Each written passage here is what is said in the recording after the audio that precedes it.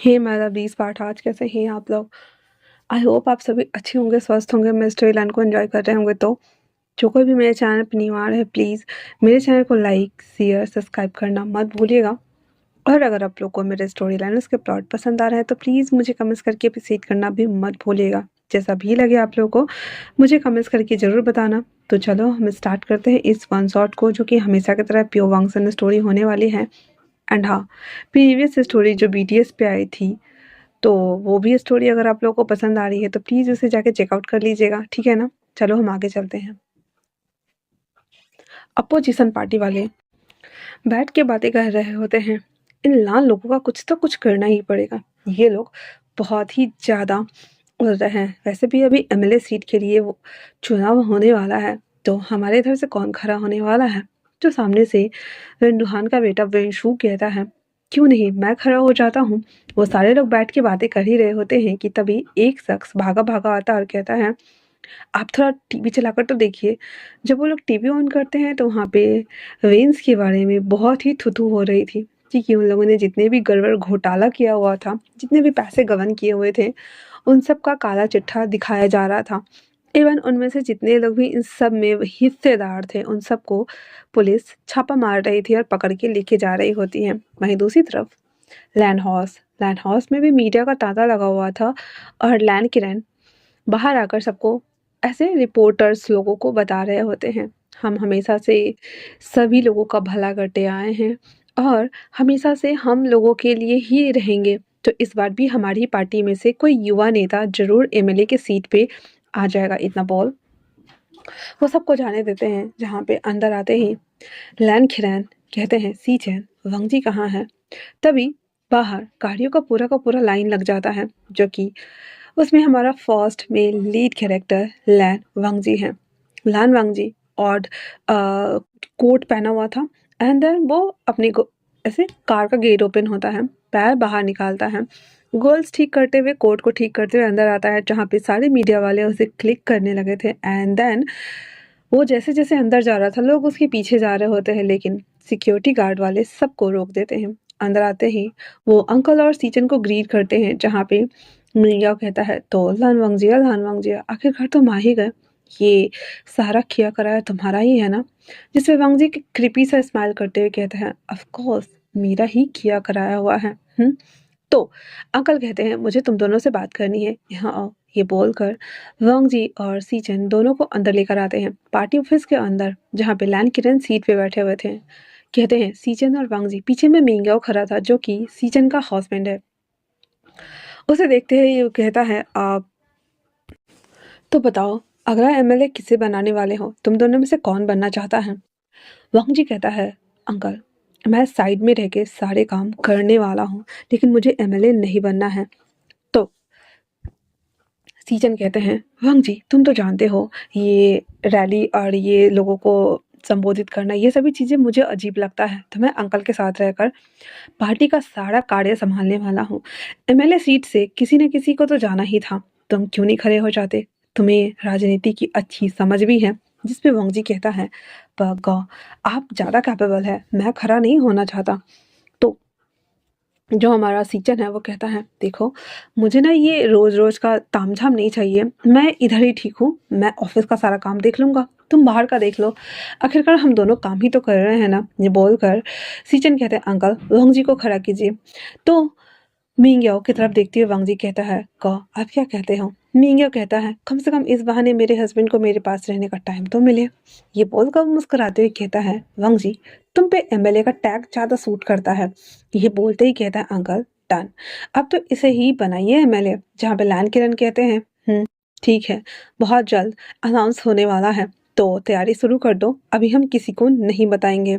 इतना बोलना हुआ ही था, तो वो तीनों बस एक दूसरे का शकल देख रहे होते हैं। वहीं हम चलते हैं दूसरी तरफ, विंग जो कि एक पॉपुलर सुपरस्टार है, वो अपनी मूवी की शूटिंग कर रहा होता है, जहाँ पे वो जब रीटेक बार बार कर रहा होता है, वो सामने वाली गर्ल्स को फोर्सफुली किस करने की कोशिश कर रहा होता है, जिससे कि विंग से नहीं हो रहा होता है।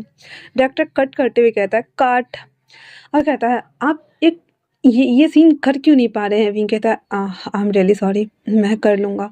तभी ताशा कहती है, हाँ, मेरे साथ आइए, मुझे बात करनी है। विंग ताशा को लेकर बाहर आता है, जहाँ पे ताशा उसे कहती है, देखिए, मैं जानती हूँ कि थोड़ा अजीब है, पर ऐसा मानिए ना कि मैं आपकी जैसे गर्लफ्रेंड हूँ और आप मुझे किस कर रहे हैं। वहीं पे जो रिपोर्टर्स वगैरह घूमते रहते हैं, वो इस बात को लीक कर देते हैं और वो सीधे मीडिया में फैला देते हैं इस बात को कि जो सुपरस्टार वी बुशान है, उसकी एक गर्लफ्रेंड भी है, जिसका नाम ताशा है। विंग कहता है, ठीक है, मैं कोशिश करके देखता हूँ, बट अगर नहीं हुआ तो हम मिमी करेंगे। तो वो बोलकर अंदर आ जाता है। वो दोबारा से ताशा के साथ किसिंग सीन्स करने वाला था, लेकिन उसे नहीं हो रहा था। वो वापस से कट करते डायरेक्टर कहता है, आखिर प्रॉब्लम क्या है। विंग कहता है, मुझसे नहीं हो रहा है, हम पिलो पे करने वाले हैं। ताशा को साइड में करने के बाद विंग पिलो के साथ सूट करना स्टार्ट कर देता सीन को, जस्ट लाइक कि ऐसे होता है ना कि फोर्सफुली हम किसी को किस कर रहे हैं, लेकिन विंग वो सभी चीज़ें पिल्लो के साथ कर रहा होता है। तो किसिंग सीन्स कंप्लीट करने के बाद ताशा का थोड़ा-सा मुँह बन गया हुआ था। वो विंग को बस घूर कर देखते हुए कहती है, आह! इस बार भी मौका चूक गया। मैंने जानबूझ करके स्क्रिप्ट में यहाँ किसिंग सीन्स डलवाए ताकि वो मुझे किस कर सके। लेकिन ये है कि किसिंग सीन्स करता ही नहीं है। अगर एक बार कर लिया और मीडिया में ये बात फैल गए, तो थोड़े दिन के लिए ही सही, ये मुझे डेट तो कर लेता। उफ़! अब क्या करें हम? ये बोलकर बस उसे विंग को देख रहा होता है। विंग एक सीन कंप्लीट कर लेने के बाद वहाँ से वैन में आ जाता है, जहाँ पर रेनन कहती है, क्या बात है सर? विंग कहता है, थोड़ा-सा हैट्रिक था। किसिंग सीन्स इतना मुश्किल होता है क्या? मुझे लगा ये आसान होता होगा। तो रेनन कहती है, तो आपको भी अपनी किस को बचा कर रखना है किसी और के लिए? विंग कहता है, मुझसे हुआ ही नहीं। वैसे पिलो पे सारा सीन शूट किया गया है, तो आई होप कि अच्छा ही जाए। तो रेनन कहती है, don't worry sir, editor edit कर देगा, सब कुछ रियल लगेगा। और इतना बोलकर वो लोग वहाँ से निकल जाते हैं।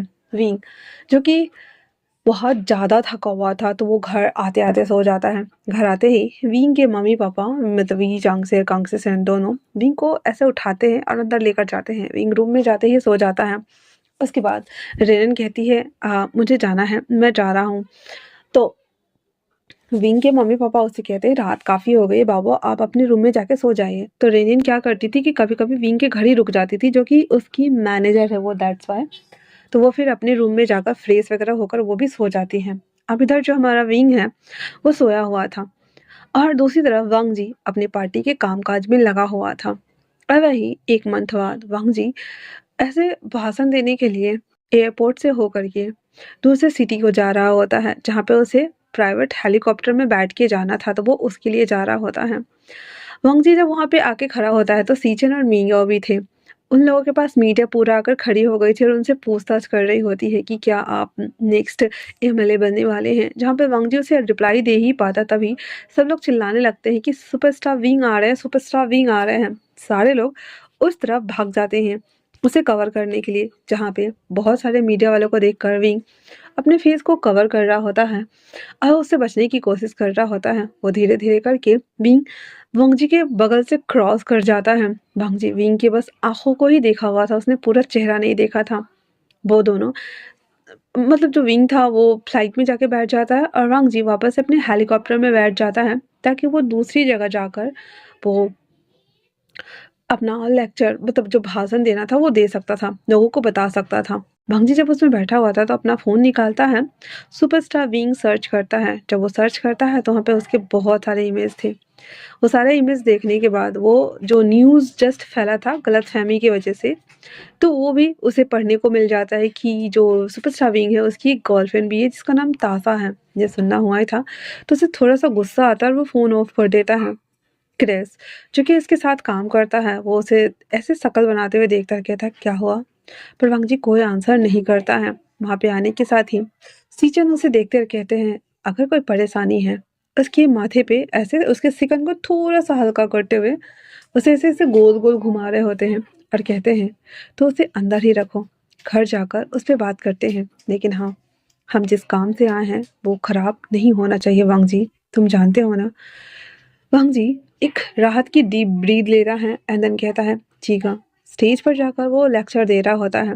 इस समय वांग जी पूरा प्रोफेशनल लग रहा था। उसने विंग के सारे ख्यालातों को दरकिनार करते हुए जितना भी उसका जो स्क्रिप्टेड था भाषण, वो सब दे देता है और लास्टली सबको ग्रीट करते हुए वापस से अपनी होटल की तरफ आ जाता है। होटल में आने के बाद वांग जी अपनी आंखों को बंद किए हुए अपने अंगूठे से अपने सर को दबा रहे होते हैं। तो सीचन कहते हैं, कौन है वो? वांग जी अचानक से आइज ओपन करते हुए कहता है, क्या मतलब? सीचन कहते हैं, तुम्हारी परेशानी की वजह। कौन है वो? लड़का है या लड़की है? ये सुनते ही वांग जी कहता है, हाँ। फोन निकालता है एंड देन विंग की पिक्चर्स दिखा देता है। ये देखते ही मिंग कहता, क्या सुपरस्टार विंग? हाँ, मतलब मिला भी तो ये। वांग जी कहता है, मैंने उसे नहीं देखा है, पर आज बस उसकी आंखें जैसे कि मेरे लिए बनी हो, और मैं उसे देखते ही मदहोश हो गया। इतना बोलना हुआ ही था तो सिचन कहते हैं, फास्टर साइड लव। वाओ वांग जिया, तो तुम इस तरह के रोमांटिक पर्सन हो कि बिना देखे भी तुम किसी को इतना प्यार कर सकते हो। वांग जी कहता है, का मुझे उससे शादी करनी है। तो मिंग भी लग, ओ सब्र भी नहीं किया जा रहा है। वांग जी कहता है, कुछ भी हो जाए पर मुझे उससे शादी करनी ही है, दैट्स इट। इतना बोलकर वो वापस से अपनी आंखें बंद कर लेता है और विंग के बारे में सोचने लगता है। हालांकि उसने विंग की बस आंखें देखी थी जो कि वो हैट से कवर कर रहा था, और कुछ भी नहीं। वांग जी और वो लोग रात का खाना वगैरह खाने के साथ ही वापस से वहाँ से निकल जाते हैं। यहाँ आने के साथ ही वांग जी फिर से अपने पार्टी के काम में लग गया हुआ था। क्रिस विंग के सारा शेड्यूल और सब कुछ इसे लाकर सेट कर देता है, जहाँ पे विंग का एक सी साइड एरिया के साइड उसका शूटिंग होने वाला था, जहाँ पे टासा के साथ उसे हॉट रोमांटिक सीन्स करने थे। वांग जी भी समय निकालकर उससे मिलने के लिए वहां चला जाता है। अचानक से एमएलए को आते हुए देखकर सब लोग डर गए थे, लेकिन वांग जी डायरेक्टर से कहता है कि वो बस शूटिंग देखने आया है। यहाँ से जब वो क्रॉस कर रहा था, दैट्स वाई विंग, जो कि तासा के साथ ये सब सीन कर रहा होता है, तो उसे भी खबर लगती है कि जो नया एमएलए है वो शूटिंग देखने के लिए आया है। तो विंग बीच शूटिंग से आकर के आते ही वांग जी से कहता है, हाय, मेरा नाम बी वुशियान है। सामने सुपरस्टार विंग जिसके फेस पे ग्लो कर रहा था, मेकअप की वजह से वो कुछ ज़्यादा ही साइन कर रहा था। हेयर स्टाइल परफेक्टली सेट थे और कपड़े थोड़े से मेसी थे क्योंकि वो रोमांटिक सीन कर रहा था उसके साथ, दैट्स वाई। वांग जी उसे ऊपर से नीचे तक घूर लेने के बाद कहता है, हाय, वैसे आप मुझे। विंग कहता है, आपको कौन नहीं जानता मिस्टर एमएलए। इतना बोलकर वो उसे ग्रीट करता है। वांग जी ये शॉक था, और फिर भी वो विंग को बस ऐसे देख कर स्माइल कर रहा था क्योंकि विंग बोल्डली उसे रिप्लाई कर रहा था।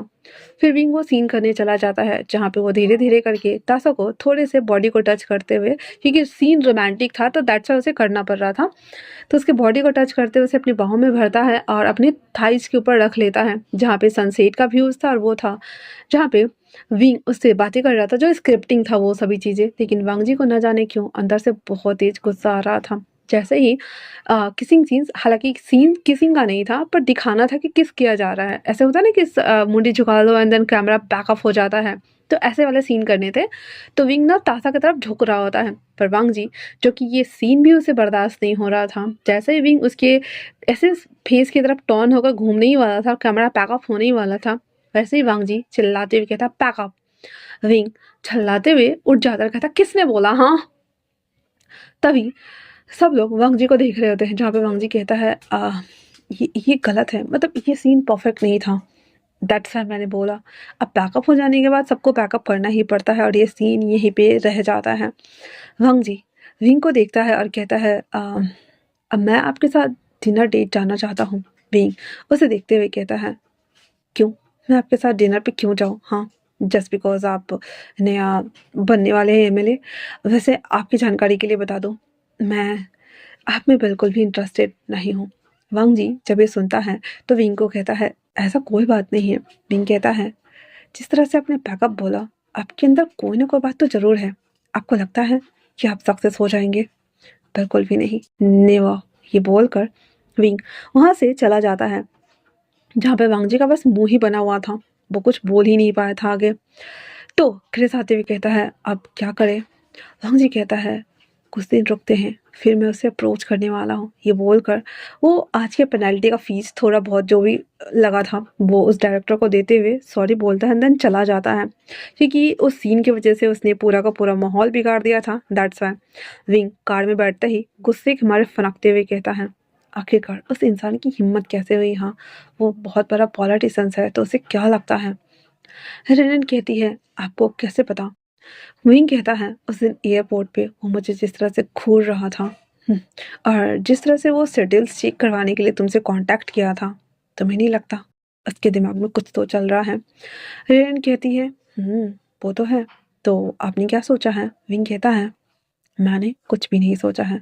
मुझे ऐसे पॉलिटिशियंस के साथ कोई भी अफेयर नहीं रखना है। तुम जानती हो ना, मेरे करियर के लिए ये सबसे बड़ा प्रॉब्लम होने वाला है। और मुझे बस अपने करियर पे फोकस करना है। मुझे इस इंडस्ट्रीज़ में आए हुए बस 2 साल हुए हैं और मैं बैक नहीं होना चाहता। मुझे एक सुपरस्टार बनना है। मुझे नेम, फेम, मनी सब कुछ चाहिए। मुझे लग्ज़रियस ब्रांड के ब्रांड एम्बेसडर बनना है। यू नो ना रेन, मेरे सपने काफ़ी बड़े हैं और मैं इन सब रिलेशनशिप में पड़कर अपना करियर बर्बाद नहीं करना चाहता। इतना बोलने के साथ ही विंग अपनी आईज़ को बंद कर लेता है। रेन कहती है, ओके फाइन सर, और इतना बोलकर वो लोग घर के लिए चले जाते हैं।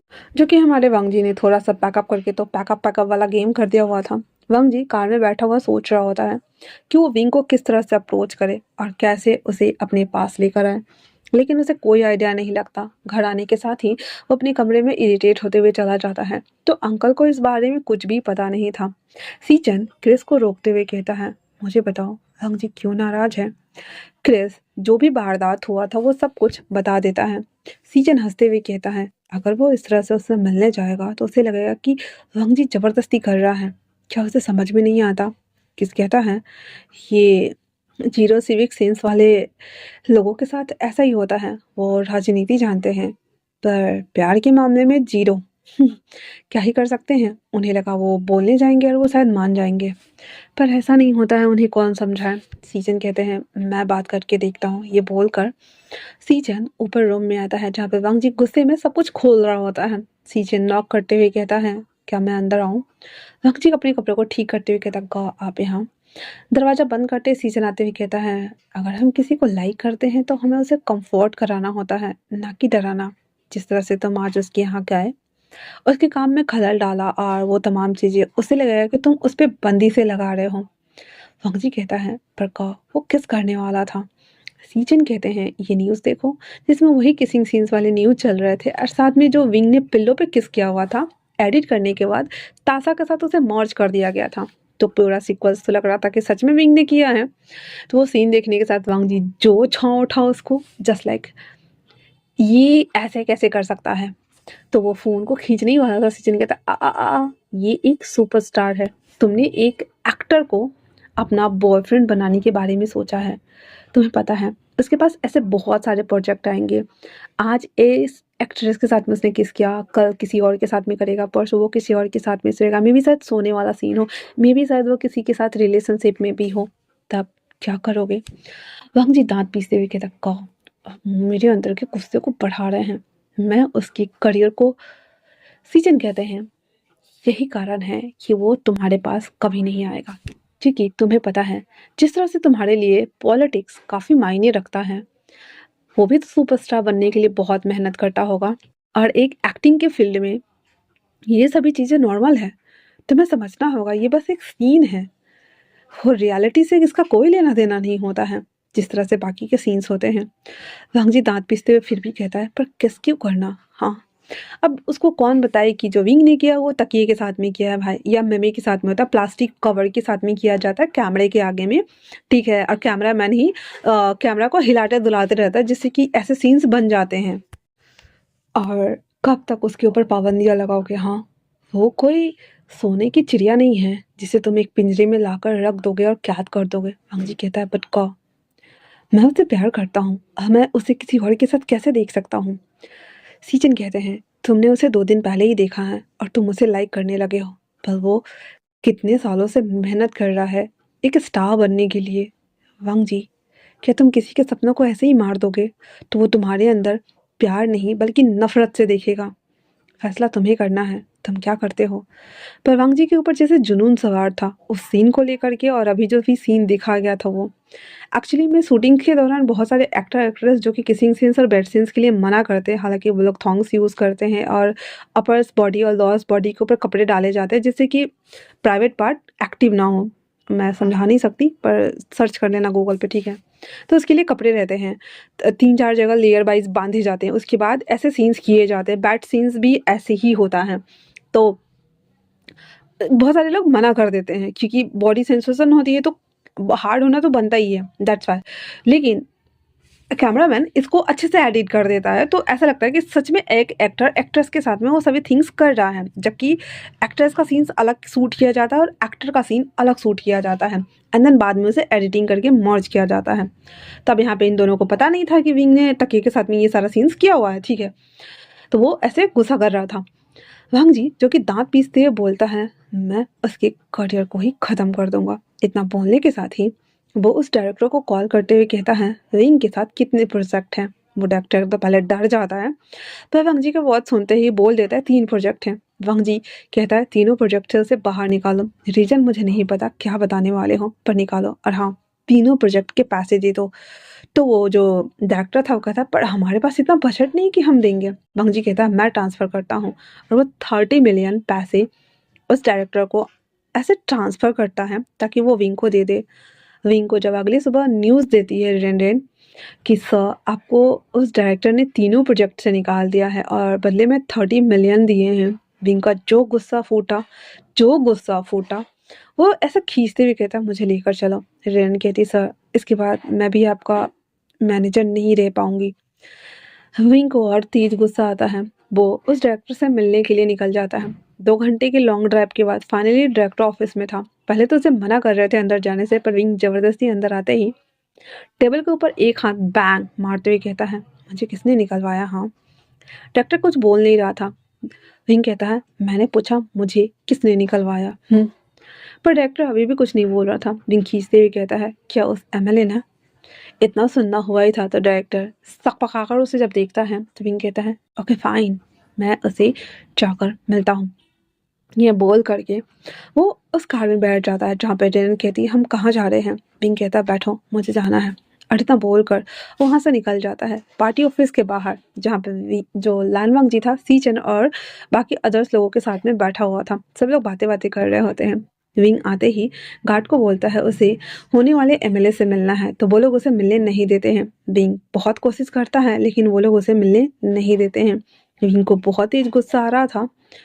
गुस्से का घूंट पीकर वो वापस वहां से चला जाता है। घर आने के बाद खुद को लॉक कर लेता है। विंग के मम्मी पापा रेनेन से पूछते हैं कि क्या हुआ, तो रेनेन बता देते हैं कि उसे 3 प्रोजेक्ट से निकाल दिया गया है। रीजन वो एमएलए है, पर क्यों निकाला है नहीं मालूम, सबको पता है। और अब वो जब काम नहीं कर रहे हैं तो मैं भी उनकी मैनेजर नहीं रह पाऊंगी, तो मुझे भी लीव लेना होगा। ये बोलकर वो अपना सारा सामान वहीं रख देती है और रेनेन वहाँ से चली जाती है। 3 दिन बाद वांग जी का रैली होने वाला था, जहाँ पे वांग जी लेक्चर देने वाला था।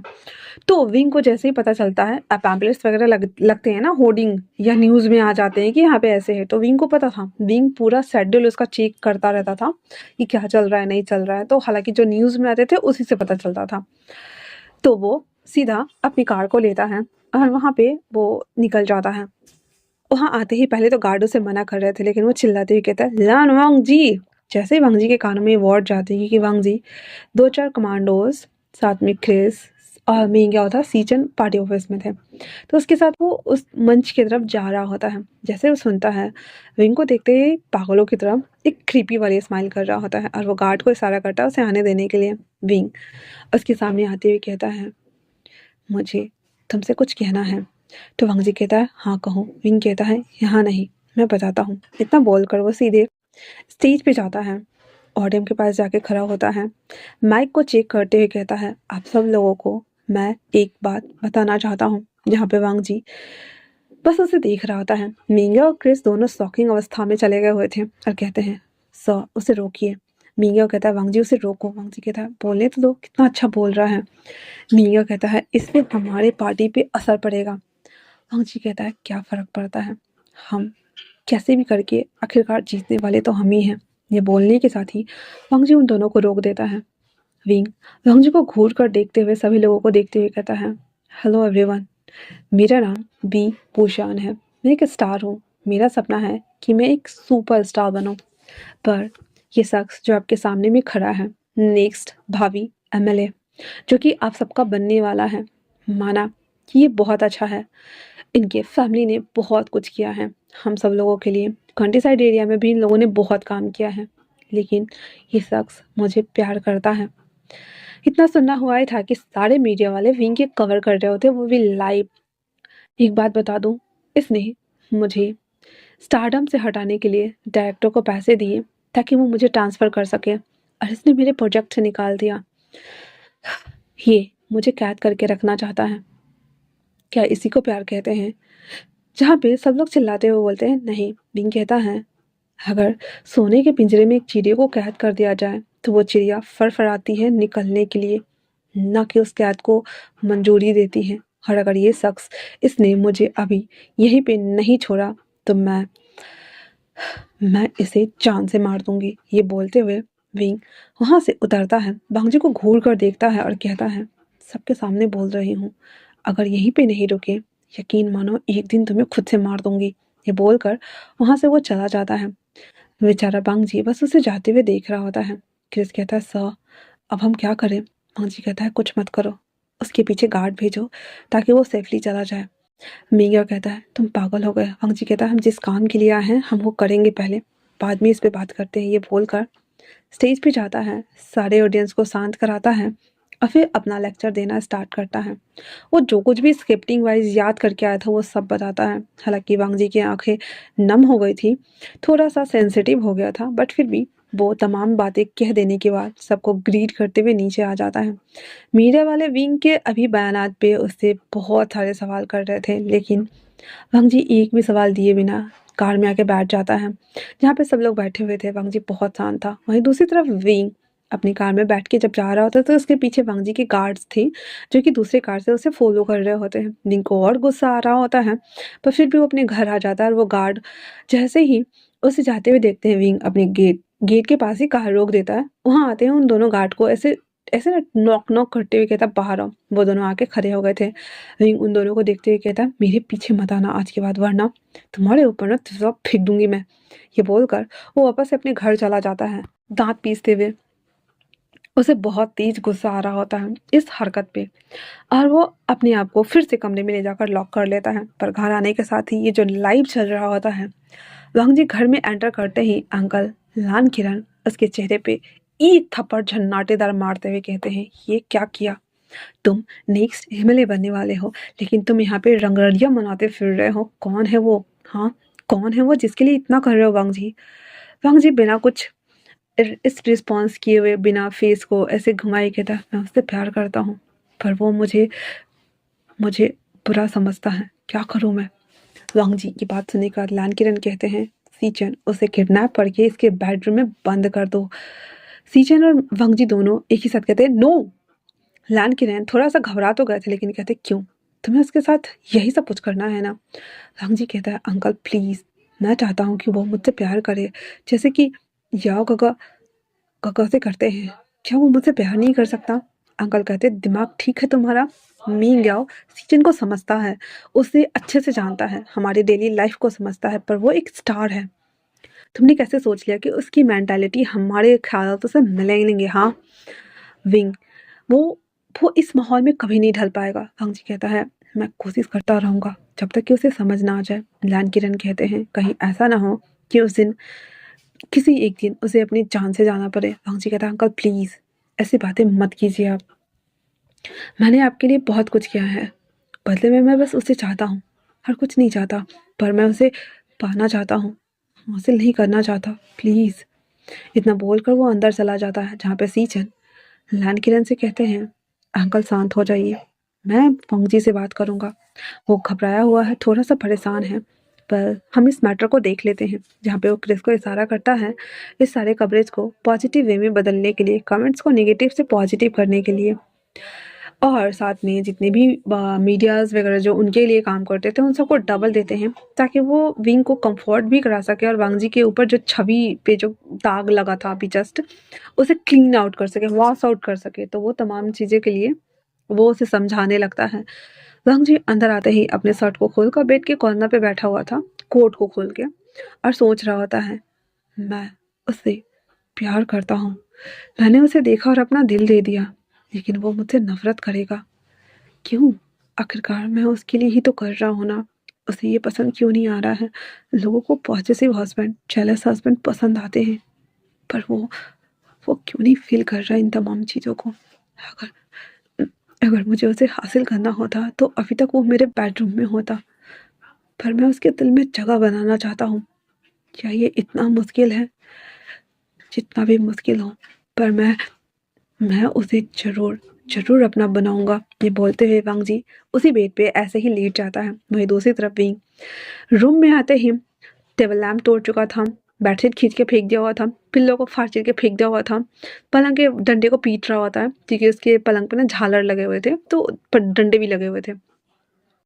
खींचते हुए कहता है, आखिरकार वो होता कौन है? मुझे मुझे मेरे सपनों से दूर करने वाला। आखिरकार उसे क्या लगता है कि वो मुझसे प्यार करवा सकता है? ऐसी हरकतें करने के बाद उससे नफ़रत हो रही है, घिन आ रही है और उसे जान से मारने का मन कर रहा है। आखिर मुझे एक मौका मिले, मैं सच में तुम्हें मार दूँगी लान वांग जी। ये बोलते हुए विंग वो बस गुस्से के मारे ऐसे कर रहा होता। बाहर आवाज़ें आ रही होती लेकिन उसकी मम्मी-पापा जानते हैं कि विंग बहुत गुस्से वाला है।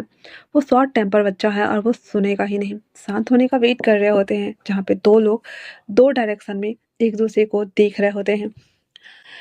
2-4 दिनों बाद वांग जी विंग के घर आता है, जहाँ पे विंग अपने कमरे में था। वांग जी अपने साथ ना बहुत सारे प्लेट्स, थाली, पैसेस ज्वेलरी वगैरह लेकर आया था। उसके मॉम-डैड वांग जी को देखते ही वांग जी जैसे ही अंदर आता है, एक थाल को लेकर पटक देते हैं और वांग जी के गाल पे 2 थप्पड़ रसीद करते हुए कहते हैं, तुम्हारे वजह से मेरे बेटे की जॉब छूट गई, सॉरी काम छूट गया।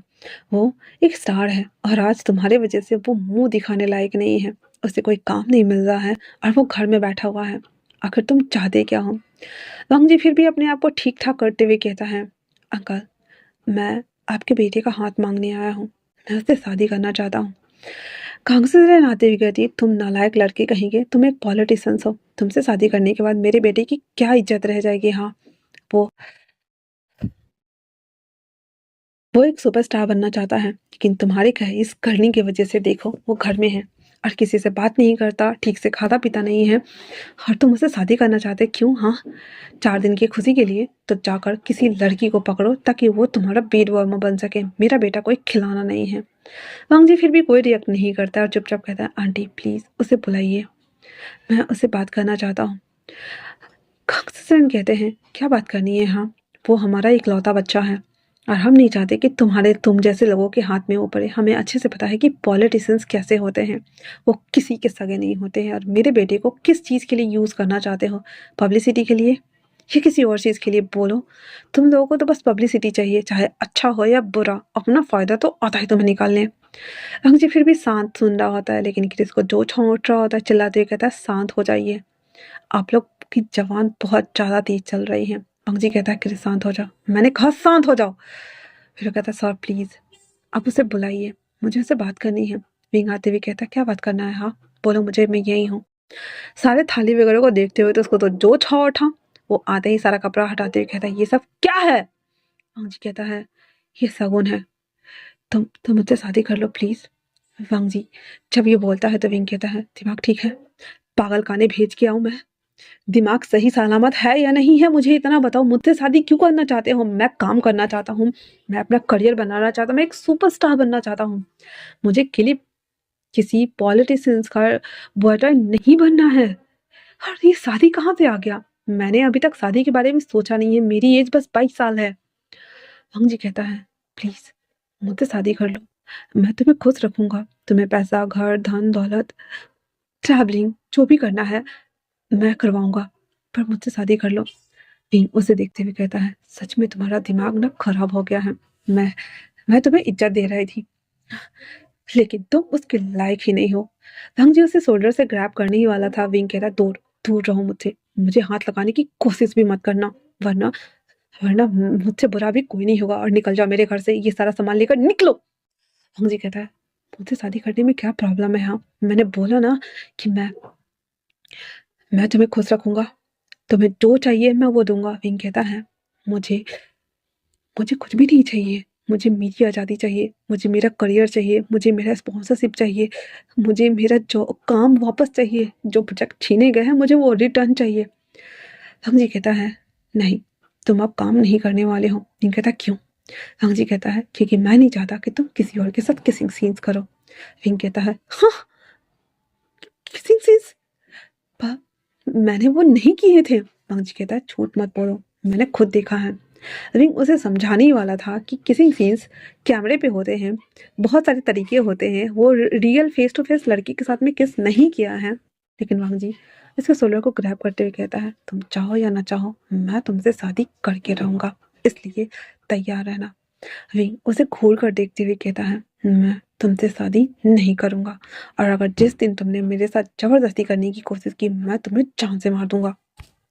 वांग जी उसे देखता है और खिसियाते हुए कहता है, क्या तुम मुझसे इतना नफरत करते हो? हाँ बोलो मुझे, क्या तुम मुझसे इतना नफरत करते हो? रिंग कहता है, हाँ बहुत ज़्यादा, सच में बहुत ज़्यादा। छोड़ो मुझे, मैंने कहा छोड़ो, लीव माई हैंड। वांग जी उसे छोड़ देता है। क्रिस उसे खींचता है पीछे और कहता है, साथ चलिए यहाँ से, साथ चलिए। वांग जी बस उसे देखता ही रह जाता है। क्रिस उसे खींचे खींचे बाहर लेकर आता है, जहाँ पे वांग जी कहता है, वो मुझसे नफरत क्यों करता है?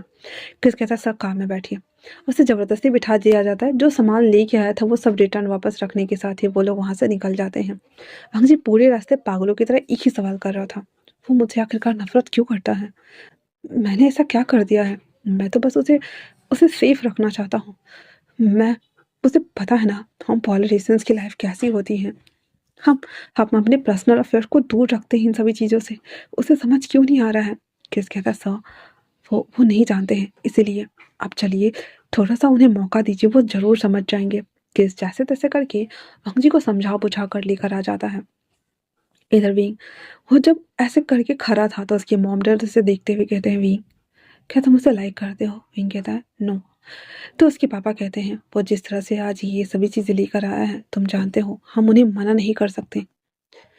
उसकी मॉम कहती है, तुम क्या चाहते हो? विंग कहता है, मॉम मुझे वापस से अपने काम पे लौटना है, मुझे काम करना है।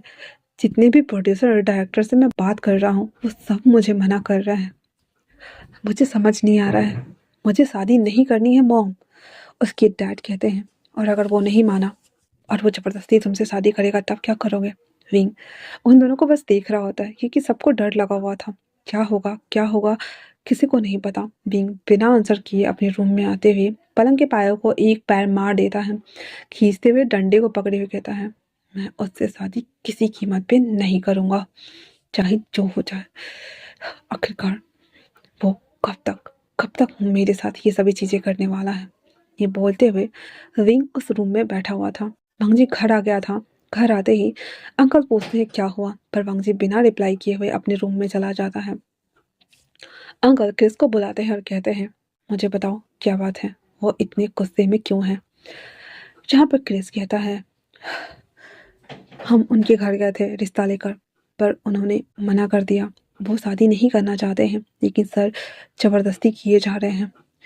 सीचन वहीं पे खड़ा था, उसे डर लग रहा था। लान किरण कहते हैं, आखिरकार उस लड़की की इतनी हिम्मत कि मेरे नेफ्यू के साथ वो ऐसा दुर्व्यवहार करे। तो लैन किरण की बात सुनने के साथ ही सीचन कहते हैं, अंकल आप शांत हो जाए, मैं देख लूँगा। लैन किरण कहते हैं, बस करो, जाओ तुम लोग अंदर, और हाँ ये सारा सामान जहाँ से आया था उसे रिटर्न करो। क्रिस कहता है, जी सर। इतना बोलकर वो सब कुछ लेकर चला जाता है। इन लोगों के जाने के बाद लैन किरण कॉल करता है कुछ लोगों को और कहता है उसे किडनैप करके लेकर आओ। और उसके बाद वो अपने कमरे में चले जाते हैं। वांग जी रूम में आते ही अपने सारे कपड़े को खोल दिया हुआ था, नाइट पैंट पहन लेता है और वॉशरूम में चला जाता है। पानी का टब फिल करता है, एक बॉटल पूरा वाइन गटक जाता है। गटकने के बाद बॉटल्स को वहीं पे नीचे फोड़ देता है। फोड़ने के साथ ही वो पानी में अंदर ऐसे चला गया हुआ था, पूरा पानी में से डिप डिप डिप डिप कर रहा होता है। 1 मिनट तक सांस रोकने के बाद वो बाहर आते हुए कर रहा होता है और कहता है, क्यों, मुझसे क्या गलती हुई है, बताओ मुझे। तभी अंदर से झल्लाने की आवाज़ आती है। जब ये सुनता है तो वो खड़ा हो जाता है, खड़ा होता है और टैल लेकर खुद को रैप्टा मारता है। रैप्टा मारने के साथ ही जैसे ही बाहर आता है उसके पैर में कांच लग गया था। पर वांग जी जो कि नशे में था उसे बिल्कुल भी आइडिया नहीं था। वो सीधे चलते हुए आ रहा होता है, अभी जो थोड़ी देर पहले बोतल फोड़ा था उसने। जैसे ही अंदर आता है वहाँ पे विंग स्ट्रगल करते हुए नीचे बैठा हुआ था, जिसके मुंह में ऐसे कपड़ा ठूसा हुआ था और उसके बाद उसके हाथ वाथ बंधे हुए थे। वांग जी उसे देखते हुए पहले तो क्रीपी वाली स्माइल करता है, कहता तुम यहाँ हो, मेरा सपना है ये। फिर वो कहता कर रहा होता है तो वांग जी भागते आते, अभी आया अभी आया। वो आता है, उसके हाथों को खोलते कपड़ा को हटाता है, जहाँ पे विंग एक थप्पड़ देता है वांग जी को और कहता है, आखिरकार अपना असली चेहरा दिखाई दिए, है ना? इतना बोलने के साथ ही विंग खड़ा होता है, अपने टी-शर्ट को निकाल के उसके सामने में खड़ा हो जाता है, कहता है, "मेरे साथ जो करना चाहते हो कर लो। अभी के अभी बोलो तो मैं पैंट-वैंट भी उतार के बेड पे लेट जाता हूँ। यही चाहते हो ना करना मुझसे? आखिरकार अपनी बॉडी के नीड को पूरा करना, अपने डिज़ायर को पूरा करना, यू हैवान इंसान।" रंग जी, जिसका आधा होश उड़ गया हुआ था, वो उसे देखता है और जल्दी से टी-शर्ट उठाता है, अपना चेहरा को टॉन कर लेता है और उसके बाद सामने पड़ा हुआ एक टॉवल जो कि बेड पे उसने रखा हुआ था छोटा वाला, वो विंग को ऐसे ना दूर से ही उसके ऊपर डाल देता और कहता है, "किसने कहा कि मुझे तुम्हारी बॉडी चाहिए? हाँ, मुझे पूरा का पूरा तुम चाहिए।" विंग विंग कहता है, "क्या ड्रामा करते हो? इसीलिए तो मुझे यहाँ उठाकर लाए हो ना? तो करते क्यों नहीं हो? अपना शकल क्यों छुपा रहे हो बताओ मुझे?" विंग जब ये बोलता है तो वांग जी कहता है, "टी-शर्ट पहनो।" विंग कहता, "क्यों पहनूँ मैं हो? तुम मेरे साथ सोना ही तो चाहते हो ना? सोने के लिए मरे जा रहे हो इसलिए शादी का नाम दे रहे हो। सो जाओ ना, मुझे कोई दिक्कत नहीं है। ऐसा लगेगा जैसे कि मैं किसी के साथ बेड सीन कर रहा हूँ।" वांग जी जब ये सुनता है उसको फिर से छाँव उठ रहा था क्योंकि उसको किसी से बेड सीन के नाम पे उसे चिढ़ा था। वो दाँत पीसते हुए कहता है, "क्या बकवास कर रहे हो हाँ?" अब वो विंग के ना बस फेस टू फेस एकदम आ गया हुआ था। उसकी आँखों में आँखें डालता उसके जॉलन को ग्रैब कर लिया हुआ था। वांग जी ने विंग के टॉवल्स को ठीक किया और उसके बाद उसके गालों को फिर से पकड़ता है, कस के कहता है, "क्या लगता है तुम्हें हाँ? बेड सीन करना है तुम्हें? क्या मेरे पास लड़कियाँ या कॉल बॉय, स्ट्रिपर्स या फिर प्रोस्टिट्यूट कोई नहीं है।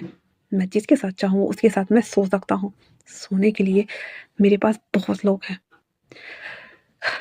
आइंदा से ये वाहियात पॉट लाना नहीं। और तुम्हारी जानकारी के लिए बता दूँ कि मैं ऐसा बिल्कुल भी नहीं हूँ। और दूसरी बात, मैं तुम्हें चाहता हूँ पूरा का पूरा, सिर्फ सोने के लिए नहीं, पूरे जीवन साथ चलने के लिए। जहाँ पे विंग एक सेकंड के लिए थोड़ा सा नम पड़ गया था, लेकिन फिर भी कहता है, "ये बातें बड़गलाने के लिए काफ़ी अच्छी है मिस्टर एमएलए, पर ये रियलिटी से मेल नहीं खाता है। इसलिए मुझे जाने दो।" वांग जी कहता है, "हाँ, टी-शर्ट पहनो, मैं तुम्हें जाने दूँगा। चलो पहनो।"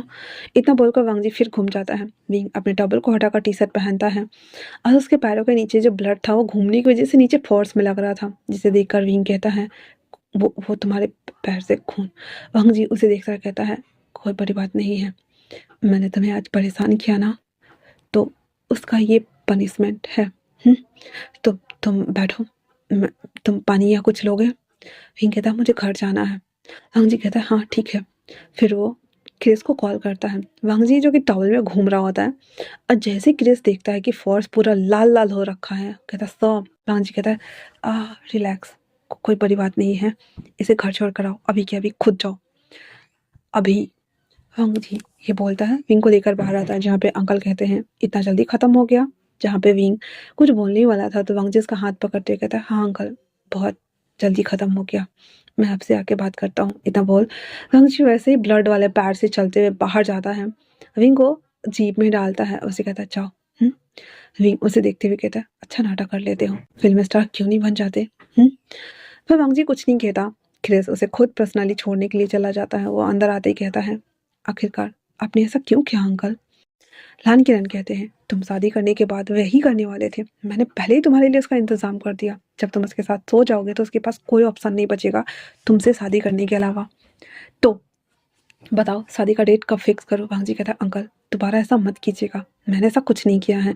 और दूसरी बात, मैं उसके साथ सोने के लिए शादी नहीं कर रहा हूँ। मैं उससे प्यार करता हूँ। मैं उसे अपनी आँखों के सामने देखना चाहता हूँ। मैं उसके लिए पागल हो रहा हूँ।" लान किरण कहते हैं, "यही मैं नहीं चाहता हूँ। तुम एमएलए बनने वाले हो। अगले 1 मंथ बाद इलेक्शन होने वाला है और तुम ऐसी पागलों वाली हरकतें कर रहे हो। उसके आगे पीछे घूमना। क्या इस दुनिया में लड़के मर गए हैं या लड़कियां मर गई हैं?" हमसे कहता है, "मुझे नहीं पता, पर वो मेरे लिए बना है। वो मेरा सोलमेट है। मुझे उसके पास सुकून मिलता है बस देखने से अंकल, प्लीज़।" अंकल कहते हैं, "तुमने ड्रिंक किया है?" जी कहता है, "क्या फ़र्क पड़ता है? मेरे शब्द सच्चे हैं।" ये बोलकर वो जाने लगता है तो अंकल कहते, "ठहरो।" वांग जी कहता, "क्या हुआ?" अंकल उसे खींचकर टेबल पे बिठाते हैं जहाँ पे वांग जी के पैर में 2 काँच हले हुए थे। उसे देखते ही कहता, "सी चैन, मिंग-याओ।" वो भाग कर आते हैं जहाँ पे देखते ही पूरा फर्श लाल-लाल हुआ पड़ा था। सी चैन घबराते हुए कहता, "वांग जी, ये क्या है? तुम मरना चाहते हो क्या?" वांग जी हँसते हुए कहता है, "क्या फ़र्क पड़ता है? अभी जो अंकल ने किया उसके बाद मुझे मर ही जाना चाहिए। सचिन कहते हैं अंकल ने किया क्या किया। इतना बोलने के साथ ही वांगजी बेहोश। डॉक्टर को बुलाया जाता है। वांगजी के पैरों से कांच वगैरह जो भी थे निकाले जाते हैं। पूरा वॉशरूम में देखता था बोतल फोड़ के आया हुआ था वो। सब कुछ क्लीन वगैरह कराने के बाद पूरा फोर्स उसको साफ कर लेने के बाद वांगजी लेटा पड़ा हुआ था, बेहोश था वो। सीजन कहते हैं अंकल क्या किया है आपने। लैन किरण बता देते हैं कि वो विंग को किडनैप करके आके लेकर आया है उसके मॉम डैड को धमकाते हुए, जिसकी वजह से ताकि वो वांगजी खुश हो जाए। सीजन घबराते हुए कहते हैं कि ये क्या किया। आप जानते हैं वांगजी पागल हो रहा है उसके लिए और आप उसे किडनैप करा कर लाए हैं। उसने कहा था ना अंकल कि वो उसे पाना चाहता है, हासिल नहीं करना चाहता है। हासिल करना होता तो वांगजी खुद उसे उठाकर ले आता। ये आपने क्या कर दिया। लैन किरण कहते हैं मैं बस अपने बच्चे की खुशी चाहता हूँ। मुझे लगा वो इससे खुश हो जाएगा पर मुझे नहीं पता था ये सब कुछ घूम गया है। ये बोलते हुए लैन किरण अंदर चले जाते हैं जहाँ पे सीचन मिंग्याओ को देख रहा होता है, जहाँ पे मिंग्याओ कहता है अब हम क्या करें। सीचन कहते हैं वांगजी को होश में आने दो, उसके बाद हम बात करते हैं। वांगजी पूरी रात बेहोशी में था। सीचन और मिंगो बीच बीच में रात में उसे उठकर चेक करते रहते थे ताकि वांगजी कुछ और उल्टा सीधा ना कर ले। अगले दिन सुबह जब वो लोग उसे देखने आते हैं तो वांगजी धीरे धीरे अंगड़ाई लेते हुए उठने की कोशिश करता है तो उसके पैर में बैंडेज लगे हुए थे। वो जैसे उतरने वाला था मींगा पकड़ते हुए कहता है क्या कर रहे हो लाल वांगजी। वांगजी कहता है वॉशरूम जाना है। मींगा कहता है चलो मैं ले चलता हूँ। इतना बोल वांगजी को वॉशरूम में ले जाकर छोड़ देता है जहाँ पे वांगजी फ्रेश व्रेश होकर के आता है। तो मींगा फिर से उसे उसे बिठाता है, उसे टी शर्ट देता है जहाँ पे वो टी शर्ट पहनता है और बैठे बैठे ही टॉवल के ऊपर से नाइट पैंट पहन के फिर से उसे ठीक करता है। तो मींगा कहता है कल कल रात रात को। वांगजी कहता है वो मुझसे और नफरत करने लगा है। मुझे समझ नहीं आता आखिरकार अंकल ने ऐसा क्यों किया। मैं क्या करूं ऐसा कि वो मुझसे प्यार करने लगे। मैं, मैं बस उसे, मुझे बिल्कुल समझ नहीं आ रहा। मिंगा कहता है वांगजी तुम्हारा पॉइंट ऑफ व्यू बिल्कुल सही है। हम जिसे प्यार करते हैं हम उसे सेफ और सिक्योर रखते हैं, उसे प्रोटेक्ट करते हैं हर उस लोगों से। लेकिन तुम देखो ना चीजें कितनी वॉर्स होती जा रही हैं। वो गलत समझ रहा है और वो सही बातें समझने को तैयार ही नहीं है। इसलिए ये सभी चीजें छोड़ दो ना। फौजी कहता है आप कहना चाहते हैं कि मैं उससे प्यार करना छोड़ दूं। इस 27 साल की एज में पहली बार किसी के लिए दिल धड़का है। उसे देखते ही ऐसा लगा जैसे कि हर जन्म के लिए वो मेरे लिए बना हुआ है, हर जन्म में मुझे उसका होना है और मैं उससे और दूर नहीं रहना चाहता। मैं बस उसे उसके एम्ब्रेस में खुद को खोना चाहता हूँ। अगर मुझे उसे हासिल करना होता तो दूसरे दिन वो मेरे बेड पे होता। अंकल ने क्या किया मुझे बिल्कुल समझ नहीं आ रहा है कि मैं कैसे ठीक करूं इन तमाम चीज़ों को। वो मुझसे बहुत नफरत करता है और कल रात के बाद तो वो शायद मुझे देखना भी ना चाहे। मिंगिया कहते हैं तुम मुझसे प्यार करते हो ना तो तुम्हें कोशिश जारी रखनी चाहिए। थोड़ा सा अजीब है एक पॉलिटिशियंस के लिए एक एक ऐसे रैंडम बॉय जो कि फिलहाल से स्टार नहीं रहा तो उसके पीछे इस तरह से घूमना। पांजी कहता है वो मेरे लिए हमेशा से स्टार था। मिया कहते हैं "हम्म, क्या बोलूँ मैं। आई होप कि सब कुछ जल्दी ठीक हो जाए। ये बोलकर उसके कंधे को टैप करते हुए बाहर चला जाता है जहाँ पे सीचन ने भी सब कुछ सुना हुआ था। मिंगिया उसे देखते हुए कहता है वो अंदर से टूटा हुआ है। आज का लेक्चर कैसे देगा वो। जहाँ पे वांग जी वापस से नहाने के लिए जाता है। पैर के बैंडेज गीले हो गए थे पर उसे उसकी परवाह नहीं थी। वो नहा कर आता है, वापस से कोट वगैरह पहन लेता है तो सीचन आते ही कहता है वांग जी बैठो। तो वांग जी कहता है क्या हुआ गौ।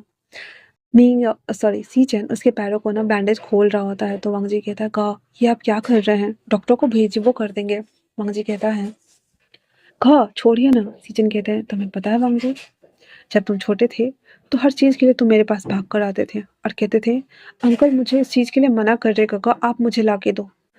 और मैं अंकल से छुपा कर तुम्हें ला कर देता था।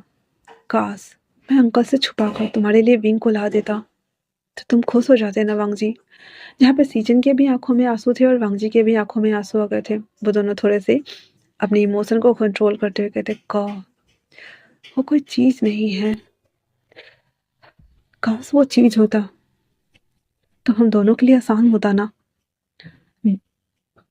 सीजन कहते हैं अगर तुम कहो तो मैं ला दूं। वांग जी कहता है नहीं गा मैं चाहता हूँ कि जिस तरह से मैं उसके लिए पागल हो रहा हूँ, जिसके लिए मैं फ़ील कर रहा हूँ, वो भी मेरे बारे में एक बार तो फ़ील कर ले। प्लीज़ कहो। सीजन कहते हैं, "हाँ जी, तुम्हारी ये हरकतें देखकर मुझे डर लग रहा है। अगर मैंने अपने भाई को खो दिया, तो मैं पापा को क्या बोलूँगा? मम्मा को क्या मुँह दिखाऊँगा? बोलो।" हाँ कहता है, "मुझे खुद नहीं पता, पर उससे दूर रहने का मन नहीं करता। मुझे उसे रोज़ देखने का मन करता है। क्या क्या प्यार करना इतना बुरा होता है?" सचिन कहते हैं, "नहीं, पर तुम्हारी कंडीशनिंग अलग है। तुम उसे सेफ फ़ील करवाना चाहते हो, पर उसकी आज़ादी छीन रहे हो। वो आज़ाद होना चाहता है, क्योंकि उसे लगता है कि तुम उसे कैद कर रहे हो। दोनों की सोच बिल्कुल विपरीत है। मुझे नहीं पता, एक को सैक्रिफाइस तो करना ही होगा। मुझे नहीं पता कि कौन करने वाला है, पर करना होगा। ये ये दुनिया बहुत अजीब है। हर कोई अपने बारे में सोचता है, और तुम भी। और उसके बारे में कौन सोचेगा?" राम जी कहता है, "अगर मुझे सोचना पड़े तो मैं खुद के नहीं उसके बारे में सोचूंगा।" ये बोलते हुए कहता है, "गगा, प्लीज़ मुझ पे भरोसा रखें। उसके बाद वो एक राहत की सांस लेता है और वापस से कहता है, "हो गया।" सीजन उसे सूज बना रहे होते हैं, जहाँ पे वो पहनते ही कहता है, "मैं बस अपने भाई को नहीं खोना चाहता।" ये बोलकर उसे सूज पहना देता है। दोनों भाई निकल जाते हैं बाहर, जहाँ पे अंकल किरण एक तो वैसे बहुत गुस्सा थे रात से ही। वाकजी को देखते हुए कहते हैं, "अगर भाषण में गड़बड़ी की और कोई भी और नया तमाशा हुआ तो मुझसे बुरा कोई नहीं होगा।" ये बोलकर और वो दोनों वहाँ पे चले जाते हैं।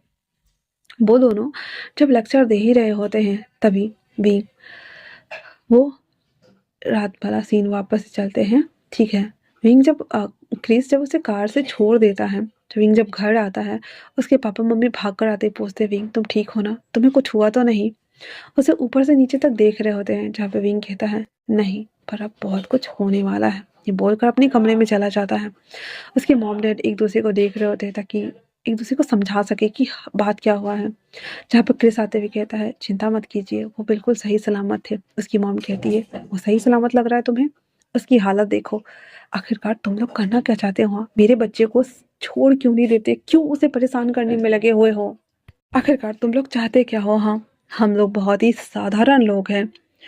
हमारे पास इतना सिक्योरिटी नहीं है कि हम खुद को प्रोटेक्ट कर सके, और तुम लोग जब मन करता है तब मुंह उठा के आ जाते हो। निकल जाओ मेरे घर से।"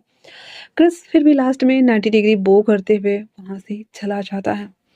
उसके जाने के बाद विंग अपने कमरे में बैठे हुए सोच रहा होता है। तब उसे कुछ याद आता है और कहता है, लान वांग जिया, तुम मुझे बर्बाद करने पर तुले हुए हो, और मैं तुम्हें आबाद नहीं रहने दूंगा। ये बोलकर विंग बस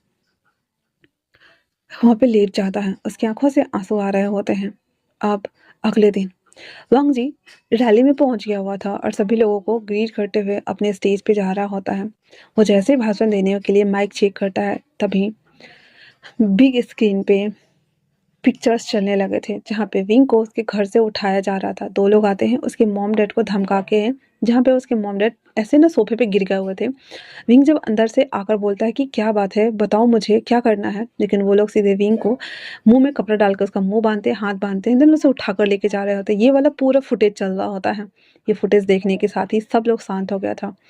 मिंग और साथ में सीजन और साथ में क्रिस जब इस पिक्चर्स को देखते हैं बैक स्क्रीन पे चलते हुए, रंग जी जब मुड़ता है ये देखने के साथ ही वो बस ऑडियम को कस के पकड़ा हुआ था।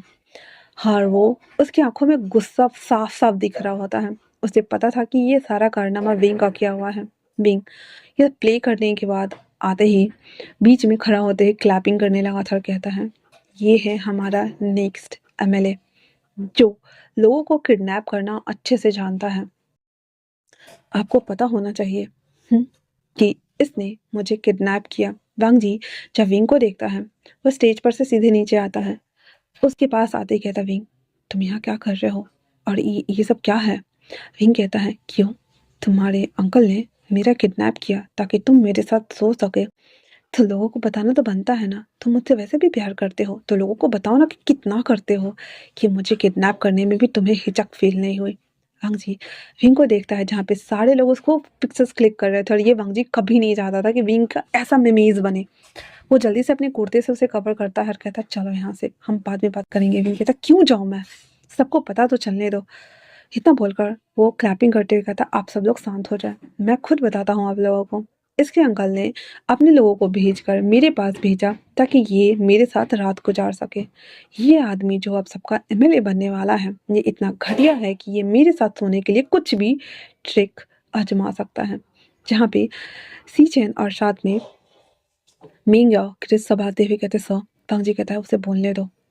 सीजन कहते हैं वो बहुत कुछ बोल देगा, हमारे लिए प्रॉब्लम हो जाएगा, उसे चुप कराओ और लेकर जाओ। जहाँ पे विंग कहता है और अभी ये इंसान मुझे बोलने भी नहीं दे रहा है। बांग जी कहता विंग तुम्हें जो बोलना है तुम सबको बोल सकते हो।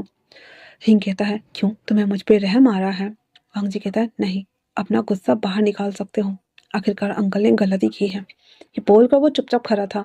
जहाँ पे मिंग याओ क्रिस और किसी को कुछ समझ ही नहीं आ रहा था कि करे तो करे क्या। सिचुएशन पूरा ऐसे हाथ से निकल रहा था। विंग खिसियाते हुए कहता है मेहरबानी, जो तमाशा करना था कर दिया, अब और नहीं करना मुझे। ये बोलकर वहां से जाते जाते कहता है मुझसे दूर रहना वरना सच में मार दूंगा। इतना बोलकर वो वहां से चला जाता है। विंग जब बाहर आता है तो सारे मीडिया वाले उसे रोके हुए थे। भांजी को पता था कि विंग निकलेगा तो मीडिया वाले उसे उलूल जुलूल सवाल करेंगे, उनसे पूछने लगे थे कि आप उसकी गर्लफ्रेंड बॉयफ्रेंड है या फिर आप उसके साथ वन नाइट स्पेंड किए, ये तमाम चीजें। भांजी अचानक से हॉल से भागता है बाहर की तरफ। अंदर में तो बड़े बड़े कंपनीज के मीडिया थे जो उसे कवर कर रहे थे, पर बाहर में छोटे मोटे तबके के सारे मीडिया वाले खड़े थे। तो वांगजी आते ही विंग को सबसे पहले तो कुर्ते में कवर करता है, मतलब कोट में, और उसे कहता चलो यहाँ से, बाद में मुझसे लड़ लेना। जल्दी से उसे कार में डाल देता है और अपनी गार्ड को बोलता है कि इसे छोड़ कर आए। जहाँ पे विंग वहां से चला जाता है। वांगजी सारे मीडिया वालों को देखते हुए कहता है आप लोगों को जो भी पूछना है आप मेरे सेक्रेटरी से पूछ सकते हैं। इतना बोलकर वो अंदर चला जाता है। अंदर हॉल में अजीब सा सन्नाटा था। ये रैली जैसे कि मनहूसियत में बदल गई थी। वांगजी स्टेज पे जाता है, खुद को काम डाउन दिखाने की कोशिश करता है, लेकिन उससे भी नहीं हो रहा था। 5 मिनट के बाद ही वो उसे डिसमिस कर देता है। ऑडियंस से नीचे उतरते उतरते वांग जी के हाथ पैर कांप रहे थे। वो बहुत ज़्यादा डरा हुआ था, लेकिन फिर भी जैसे तैसे करके वो बाहर निकल जाता है। कार में बैठने के साथ ही अपने आप को थोड़ा सा रिलैक्स करते हुए कहता है अब हम क्या करें। सीजन कहते हैं इस चीज़ को जल्द से जल्द ख़त्म करना होगा वरना बात हाथ से निकल जाएगी वांग जी, और हमारे हाथ कुछ भी नहीं आएगा। वांग जी को भी पता है ये विपक्ष पार्टी वालों के लिए बहुत बड़ा एकदम बम हो गया जो वो फोड़ देंगे कहीं ना कहीं। वांग जी और शीचन और मींगा सब लोग वहां से घर के लिए निकल जाते हैं, लेकिन अंकल गुस्से के मारे पेपर वेट उठाकर दीवार पे लगे पोस्टर के ऊपर फेंकते हुए कहता है मैंने कहा था उसके साथ रात गुजारने के बाद वो तुम्हारा हो जाएगा, लेकिन नहीं, प्यार का भूत सवार है। प्यार जैसी चीज हमारे लिए कमजोरी पैदा करती है और ये बात तुम्हें समझना होगा वांग जी, नहीं तो उसे मरना होगा। ये बोलते हुए लैन किरण 2-4 लोगों को कॉल कर देते हैं और कहते हैं जो भी उसे मारेगा उसे अगला प्रोजेक्ट दिया जाएगा। ये बोलकर वो कॉल कट कर देते हैं। इधर वांग जी जो कि उसे कुछ गलत होने का अंदेशा हो रहा था, वो बहुत ही ज़्यादा घबराए हुए था और वो बस आंखें बंद किए हुए खुद को अपनी बेचैनी से बाहर निकालने की प्रयत्न में लगा हुआ था। लेकिन उसे पता है कि वो कोशिश नाकामयाब होने वाली है। वो बहुत ज़्यादा घबराया हुआ था, बहुत ज़्यादा पैनिक हो रहा था। क्रिस कहता है सर आप ठीक तो हैं। वांग जी कहता है सांस सांस नहीं आ रही है, हॉस्पिटल चलो हॉस्पिटल। सीचन उसे लेकर हॉस्पिटल की तरफ मुड़ जाते हैं, जहाँ पे वांगजी की वो सांस ऊपर का ऊपर नीचे का नीचे अटका पड़ा हुआ था। वो बिल्कुल भी उस मूड में नहीं था कि अपने आप को वो काम डाउन करा सके।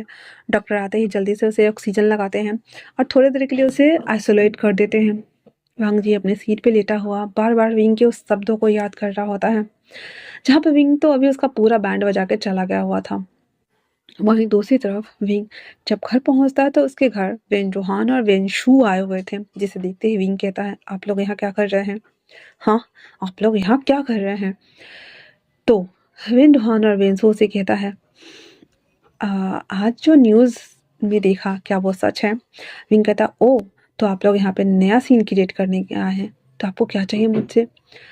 विंशु कहता है मैं चाहता हूँ कि तुम हमारे पार्टी के लिए काम करो, वैसे भी तुम्हें मूवी वगैरह का कोई प्रोजेक्ट तो मिल नहीं रहा है, तुम्हारी वजह से वैसे भी बहुत पब्लिसिटी हो रही है उन लोगों की, तो थोड़ी हमारी भी हो जाएगी, इसके बदले में तुम्हें जो पैसे चाहिए। विंग कहता है मैं क्या है एंटरटेनमेंट के लिए हूँ कि कभी इस पार्टी के लिए तो कभी उस पार्टी के लिए प्रचार प्रसार करता फिरूँ? हाँ, मेरे घर से निकल जाओ।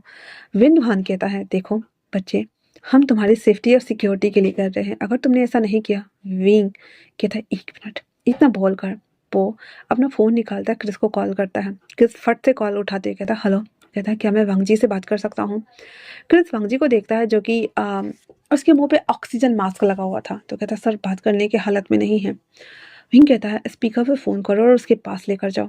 क्रिस उसके पास लाकर फ़ोन स्पीकर पे कर देता है। विंग कहता है, मिस्टर लैन वांग जी, होने वाले फ्यूचर के एमएलए आपके विपक्ष वाले मेरे घर आए हैं और वो चाहते हैं कि जिस तरह से मैंने आपकी पार्टी के लिए पब्लिसिटी किया है, उसी तरीके से उनकी पार्टी के लिए भी पब्लिसिटी करूं। तो मुझे करना चाहिए या नहीं, ये बता दीजिए मुझे। वांग जी कुछ बोलने ही वाला था, तभी विंग कहता है, एक बात बोलूं, मेरी दुश्मनी तुमसे है, बाकी किसी से मुझे कुछ लेना देना नहीं है, तो चिंता मत करो, मैं इन लोगों के लिए काम नहीं करूंगा और मैं इसे अभी भगाता हूँ। इतना बोलकर फोन को स्पीकर पे रखते ही कहता है, तुम दोनों मुझे दोबारा मेरे घर में दिखने नहीं चाहिए, वरना मैं मानहानि का केस कर दूंगा और ऊपर से मेरे साथ गलत करने के आरोप में जेल में भी डाल दूंगा। वेंसु घबराते हुए कहता है, डैड। वेंडुहान कहते हैं, बच्चे तुम पछताओगे। विंग कहता है, मुझे पछतावा नहीं होता, जाओ यहाँ से। इतना बोलकर उसे भगा देता है। फोन उठाते हुए कहता है, इससे कह देना कि मैं उसे नहीं छोड़ने वाला हूँ। ये बोलकर कॉल कट कर देता है, जहाँ पे वांग जी फिर से एक क्रीपी वाले स्माइल कर रहा होता है, जो कि ऑक्सीजन मास्क के अंदर से बिल्कुल समझ नहीं आ रहा था। क्रिस उसके फेशियल एक्सप्रेशन को देखते हुए कहता है, सर अब हम क्या करें? वांग जी कहता है, कुछ मत करो, रहने दो ऐसे ही, बाद में डील करते हैं। इतना बोलकर अपनी आइज क्लोज कर लेता है, जहाँ पे सी चेन, मिंग और क्रिस तीनों के तो प्राण पखेरु निकले हुए थे। फोन कट होने के बाद विंग जैसे ही मुड़ता है, उसके पापा आते ही कहते हैं, आखिर तुम चाहते क्या हो? हाँ। विंग कहता है, क्या मतलब है पापा? उसके पापा कहते हैं, वो आज नहीं तो कल तुम्हें शादी करनी ही है, या तो तुम अपनी गर्लफ्रेंड से शादी कर लो या फिर उससे शादी करके सेटल हो जाओ। विंग कहता है, पा, मुझे अपनी अपने करियर को आप जानते हैं ना, मुझे सुपरस्टार बनना है, मुझे अपने करियर में ग्रोथ चाहिए, मुझे सक्सेस होना है, मैं ऐसे कैसे शादी कर लूँ? उसके पापा कहते हैं, तुम्हें लगता है एक पॉलिटिशियंस की नज़र तुम पे पड़ी है, वो तुम्हें ऐसे ही जाने देगा? आखिरकार हमें शांति से क्यों नहीं रहने दे रहे हो विंग? आज तुम्हें जबरदस्ती इस घर से उठा कर ले गए, हमारे जानने वाले, हमारे पड़ोसी क्या कहेंगे? इसके बाद अपोजिट पार्टी वाले आकर हमें इस तरह से ट्रीट कर रहे हैं जैसे कि हम उनके लिए कोई कोई फिल्म का एक पार्ट है। ये सब कब तक चलने वाला है विंग? विंग जिसकी आंखों में आंसू आ गया था, वो कहता है, तो तो क्या चाहते हैं आप, कि मैं ये सब कुछ छोड़ के चला जाऊं? उसके पापा कहते हैं, तुम्हें जो करना है करो, मैं बस इन सब से छुटकारा चाहता हूँ। इतना बोलकर उसके पापा चले जाते हैं, जहाँ पे विंग कहता है, मॉम। उसकी मॉम कहती है, तुम्हारे पास सही कर रहे विंग, अगर तुम्हें उससे शादी करनी है और शादी करने के बाद ये सब रुक जाएगा तो ख़त्म कर दो ना, नहीं तो अपनी गर्लफ्रेंड से शादी करो और एंड करो। विंग कहता है, ओके। इतना बोल विंग गुस्से के मारे घर से बाहर निकल जाता है, जहाँ पे उसकी मॉम बस उसे जाते हुए देख रही होती है। इधर वांग जी हॉस्पिटल से डिस्चार्ज हो चुका था। क्रेसी चनमिंगा और सब उसे जब घर लेकर आते हैं, अंकल सोफे पे बैठे हुए उसका वेट कर रहे थे। वो लोग जब घर के अंदर आते हैं तो कांच टूटा पड़ा था और सामने पोस्टर भी थोड़ा टेढ़ा हुआ था, जिसमें उसके पापा, मम्मी और लैन किरण बीच में खड़े थे। वो वाला सीन था और उस पोस्टर के ऊपर लैन किरण ने पेपर वेट दे मारा था। वो अंदर इन करते ही लैन किरण कहते हैं, आखिर तुम चाहते क्या हो? हाँ। भंगजी कहता है, अंकल आपने जो ट्रिक प्ले किया है वो बहुत ज़्यादा घटिया था, दोबारा आप ऐसा कुछ नहीं करेंगे, और हाँ, मैं हैंडल कर लूँगा। लैन किरण वांगजी के गाल पे तार थप्पड़ लगा चुके थे। एंदन कहते हैं, क्या ठीक कर लोगे? आज वो जो आकर करके गया, उसके बावजूद तुम्हें और क्या चाहिए वांगजी? वांगजी कहता है, तो क्या हो गया अंकल, लोग प्यार में न जाने क्या क्या करते हैं, कितनी सारे मिसालें देते हैं, अगर उसे मुझसे लड़ाई करने के बाद अच्छा लगता है तो क्या हो गया? लैन किरण कहते हैं, जग हंसाई करने के बाद अच्छा लगना बेवकूफ़ी है, वो हमारी पार्टी के लिए बहुत खतरनाक है। वहाँ जी कहता है, मैं जानता हूँ, पर वो गुस्से में है, नाराज है, मैं उसे मना लूँगा। अंकल कहते हैं, बस पार्टी एंड होने तक क्योंकि अगले 10 दिनों में सब कुछ ज़ोर-शोर से चलने वाला है और अगर इस बीच में उसने कुछ भी माहौल बिगाड़ने की या कुछ भी करने की कोशिश की तो मैं उसे इतना बोलकर लैन किरण वहाँ से चले जाते हैं। बांगजी, सीजन, मिंग और क्रिस सब सदमे में था। बांगजी ऐसे पैनिक होते कहता अंकल क्या बोल के गए? हाँ, अंकल क्या बोल के गए? सीजन कहते हैं शांत हो जाओ वांगजी, चिंता मत करो, हम हैंडल कर लेंगे। वांगजी कहता क्या हैंडल करना है? वो उसे मारने की बात कर रहे हैं। अंकल ऐसा कैसे कर सकते हैं? उन्हें पता नहीं कि मैं उसे कितना प्यार करता हूँ, मैं उसे शादी करना चाहता हूँ, मैं उसे अपने पास रखना चाहता हूँ, मैं उसके साथ रहना चाहता हूँ। आप समझ रहे हैं? आप समझ रहे हैं मेरी बात को? तो सीजन कहता शांत हो जाओ वांगजी। वांगजी कहता शांत हो जाओ, कैसे कैसे मुझे बता, मैं कैसे शांत हो जाऊँ? वो मेरी बात समझ क्यों नहीं रहे हैं? बिंग नहीं सुन रहा है और अंकल ऐसे ट्रीट कर रहे हैं, मैं क्या करूँ? जहाँ पे सीजन उसे गले लगाते हुए कहता वांगजी शांत हो जाओ, तुम्हारी तबीयत खराब हो जाएगी, तुम बहुत ज़्यादा स्ट्रेस ले रहे हो। जहाँ पे वांगजी कहता कहा मुझे वो चाहिए, प्लीज़। मुझे नहीं समझ में आ रहा है, मैं उसे उसे कैसे बताऊँ, कैसे समझाऊँ, कैसे बताऊँ अपने दिल का हाल? तो जो हमारा सीजन थे वो कहते हैं हम तुम्हारी मदद करेंगे वांगजी, पहले अंदर चलो। इतना बोलकर वांगजी को दवाई देकर सुला दिया जाता है। बिंग गुस्से के मारे घर से बाहर निकल आया हुआ था। होर्डिंग पे वांगजी का पोस्टर देखकर एक पत्थर उठाकर उसके ऊपर फेंकते हुए कहता है सब कुछ तुम्हारी वजह से हुआ है, सिर्फ और सिर्फ तुम्हारी वजह से, और मैं अब और नहीं झेल सकता। इतना बोलकर वो उतनी रात को वो जाता है ताशा के घर। हालांकि चौकीदार उसे अंदर आने नहीं दे रहे थे, पर विंग जब बोलता है कि वो व्यूशान है तो ताशा बाहर आते हुए कहती है हाँ बोलो। तो विंग कहता है क्या अंदर नहीं बुलाओगी? ताशा कहती है देखो, तुम्हारे लेकर अभी जितने भी न्यूज़ चल रहे हैं इसकी वजह से मैं नहीं चाहती कि कोई भी पेपराइजीज या कुछ भी मुझे तुम्हारे साथ किसी तरीके से कनेक्ट करे। तो विंग कहता है क्या तुम मुझे लाइक नहीं करती? ताशा कहती है मैं तुम्हें लाइक करती थी, पर ये सभी चीज़ होने के बाद मैं किसी पॉलिटिशियन से ऐसे पंगे नहीं ले सकती, तुम जानते हो ना वो लोग कितने डेंजर होते हैं। प्लीज़ विंग मुझे माफ़ कर दो। इतना बोल ताशा गेट बंद करके वापस चली जाती है। अब विंग उसके पास कोई ऑप्शन नहीं था, वो वहाँ से सीधे वांग जी के घर के लिए निकल जाता है। रात ऑलमोस्ट काफ़ी ज़्यादा हो चुकी थी, 12 बजे के आसपास वो वहाँ पहुँचा था। वहाँ आते ही क्रिस जो कि बाहर का सिक्योरिटी चेकिंग कर रहा होता है, विंग को देखते ही उसके पास भागकर आते हुए कहता है आ तुम यहाँ क्या कर रहे हो? विंग कहता है मुझे उस एमएलए से मिलना है। तो क्रिस कहता है देखो रात को यहाँ आना सेफ नहीं है, तुम यहाँ से जा सकते हो अभी। और प्लीज़ कोई तमाशा क्रिएट मत करो, समझे ना?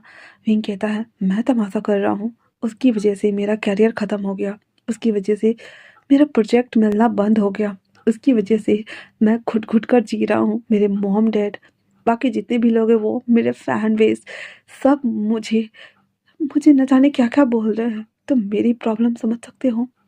तो क्रिस कहता है देखो मैं समझ सकता हूँ कि तुम्हारे साथ थोड़ा-सा। तो विंग कहता है थोड़ा-सा थोड़ा-सा हुआ है। बिना मेरी मर्ज़ी के आप मुझसे या मेरी आज़ादी को कैसे छीन सकते हैं? कोई भी मुझसे शादी कैसे कर सकता है जब मैं करना ही नहीं चाहता? क्या मेरी अपनी लाइफ़ अपनी नहीं है? कोई आके मुझे कहेगा कि वो मुझे पसंद करता है एंड देन उसे मुझसे शादी करनी है और मैं हाँ कर दूँ? ये कहाँ लिखा हुआ है? उसे पता होना चाहिए कि जिस तरह से वो मुझसे प्यार करता है, क्या मैं उससे प्यार करती हूँ? क्या मेरे दिल में उसके लिए कोई फीलिंग्स है? क्या मेरे अंदर कोई ऐसा जज़्बात है जो मैं उसके साथ रहने के लिए हाँ कर दूँ? ये सब मुझे टॉर्चर लग रहा है। ऐसा लग रहा है जैसे पता नहीं मैंने कौन-सा गुनाह कर दिया है। मुझे नहीं पता। प्लीज़, प्लीज़ आप उसे समझाएँ। मैं क्या करूँ मुझे नहीं पता। ये बोलकर विंग वहाँ से रिटर्न चला जाता है। विंग के पास एक अपार्टमेंट भी था। वो उस अपार्टमेंट में आकर खुद को लॉक कर लेता है। क्रिस जब विंग से बात किया था तो उसे विंग का पॉइंट ऑफ व्यू क्लियर तरीके से समझ में आ रहा था, पर वो वांगजी को कैसे समझाए? वांगजी तो अलग लेवल पे बाबरा बन के घूम रहा था। उसे बिल्कुल भी पता नहीं था कि वो क्या करे और क्या नहीं। वहीं दूसरी तरफ वांगजी जब सुबह में उसकी नींद खुलती है तो क्रिस और शीचन अंकल सब लोग शेड्यूल पे बातें कर रहे होते हैं। सब कुछ हो जाने के बाद अंकल जब वहाँ से चले जाते हैं, क्रिस उसे कहता है वांगजी सर मुझे आपसे कुछ बात करनी है। तो वांगजी कहता है हाँ बोलो। कहता है नहीं, मुझे अकेले बात करनी है। तो कहता है ठीक है, मेरे साथ ऊपर चलो वांग जी। क्रिस को लेकर ऊपर आता है और कहता है बोलो क्या बात है क्रिस। क्रिस कहता है वांग जी सर, कल रात को विंग सर आए थे। इतना बोलकर वो अपना सर नीचे कर लेता है, अपने हाथों को ना ऐसे ऐसे मसल रहा होता है। वांग जी उसके बॉडी गेस्चर और फेशियल एक्सप्रेशन को देखते हुए कहता है तो उसने क्या कहा, ये बताओ मुझे। क्रिस कहता है वो कह रहे थे कि उन्हें आपसे प्यार नहीं है। वांग जी कहता है हाँ, मैं जानता हूँ। क्रिस कहता है उन्हें लगता है कि आप उनके साथ जबरदस्ती कर रहे हैं और ये सब उन्हें टॉर्चर लगता है। वांग जी कहता है हाँ, वो सही कह रहा है। क्रिस कहता है सर, वो आपसे शादी नहीं करना चाहते। वांग जी कहता है मुझे पता है वो मुझसे शादी नहीं करना चाहता क्रिस, पर मैं उसे बहुत प्यार करता हूँ। मेरा प्यार उसके लिए दिनों दिन बढ़ता जा रहा है। मैं अपने इस पागल भरे दिल को कैसे समझाऊं। मैं उसे उसे उसे समझाना चाहता हूँ कि मैं उसे सच में प्यार करता हूँ। माना कि मैं एक पॉलिटिशियन हूँ, पर मेरी भी लाइफ है, मेरा भी दिल है, मेरे भी जज्बात है, मेरे अंदर भी फीलिंग है। कैसे यकीन दिलाऊं, सिर्फ उसके लिए धड़क रहा है। बताओ मुझे। मैं उसे डराना नहीं चाहता, पर मैं जब भी मिलता हूँ कोई ना कोई प्रॉब्लम शुरू हो जाती है। उसे ख़त्म कैसे करूँ। वो जब भी मुझसे मिलता है हमेशा गुस्से में बात करता है। कैसे बताऊँ मैं उसे कि I love you, I really really love you, love you lot, please मेरी मदद करो। क्रिस को वांग जी की भी तलब बहुत अच्छे से समझ आ रही थी और विंग का इस तरह से निर्दय होकर बात करना भी, दोनों अपनी जगह पे बिल्कुल सही थे। दो अपोजिट साइड के लोग एक दूसरे को अट्रैक्ट तो कर रहे थे लेकिन कनेक्ट नहीं कर पा रहे थे। क्रिस कहता है हमें चलना चाहिए। वापस से वो लोग अपने प्रचार प्रसार में लगे हुए थे। धीरे धीरे करके वोटिंग के दिन भी आने लगे थे। वोटिंग वाले दिन वांग जी बहुत हैप्पी था। वो बूथ पे पहले ही पहुंच गया हुआ था एंड देन वोट देकर साइड में चला जाता है ताकि अदर्स लोग दे सके और बाकी सारे लोगों को मोटिवेट कर रहा होता है। और इधर उसकी जो अपोजिट में वेंजू जो खड़ा था वो भी था। दो लोगों को चुना जाना था एक के लिए, तो वो दोनों को ही वोटिंग्स कर रहे होते हैं। वांग जी और वेंजू दोनों शाम को वहाँ से रिटर्न घर चले जाते हैं। दूसरे दिन ही जब मतदान का जो आने वाला था, तो उसमें वांग जी बहुत ज़्यादा वोट से जीत जाता है। ये देखकर वेंसू के तो होश उड़ गए थे। हालांकि वेंसू और उसके वैन फैमिली के खिलाफ वांग जी ने पहले बहुत सारे ऐसे प्रचार और जो भी सबूत वगैरह थे, काला चिट्ठा, वो सब निकाल दिया हुआ था। विंग की वजह से पब्लिसिटी हो रही थी वांग जी की, वो अलग पब्लिसिटी इन द सेंस कि हर कोई उसे ऐसे ट्रोल भी कर रहा था, लाइक भी कर रहा था, कमेंट्स भी कर रहा था एंड उसे ये सोशल मीडिया पे स्टैक भी कर रहा होता है। तो इन सब की वजह से उसकी पॉपुलैरिटी काफ़ी बढ़ रही थी। तो ऑल ओवर लोग जानना चाहते थे उनकी लव स्टोरी के बारे में, फॉलो करना, ये सभी चीज़ें। तो इससे भी उनके व्यूज़ वगैरह बढ़ रहे थे। तो फैंडम बेस अपने आप ही बढ़ता जा रहा था। विंग के जितने भी फ़ैन फॉलोइंग थे वो उनको स्टॉक कर रहे होते। तो वो सभी चीज़ें की वजह से वांग जी को काफ़ी फ़ायदा हुआ था।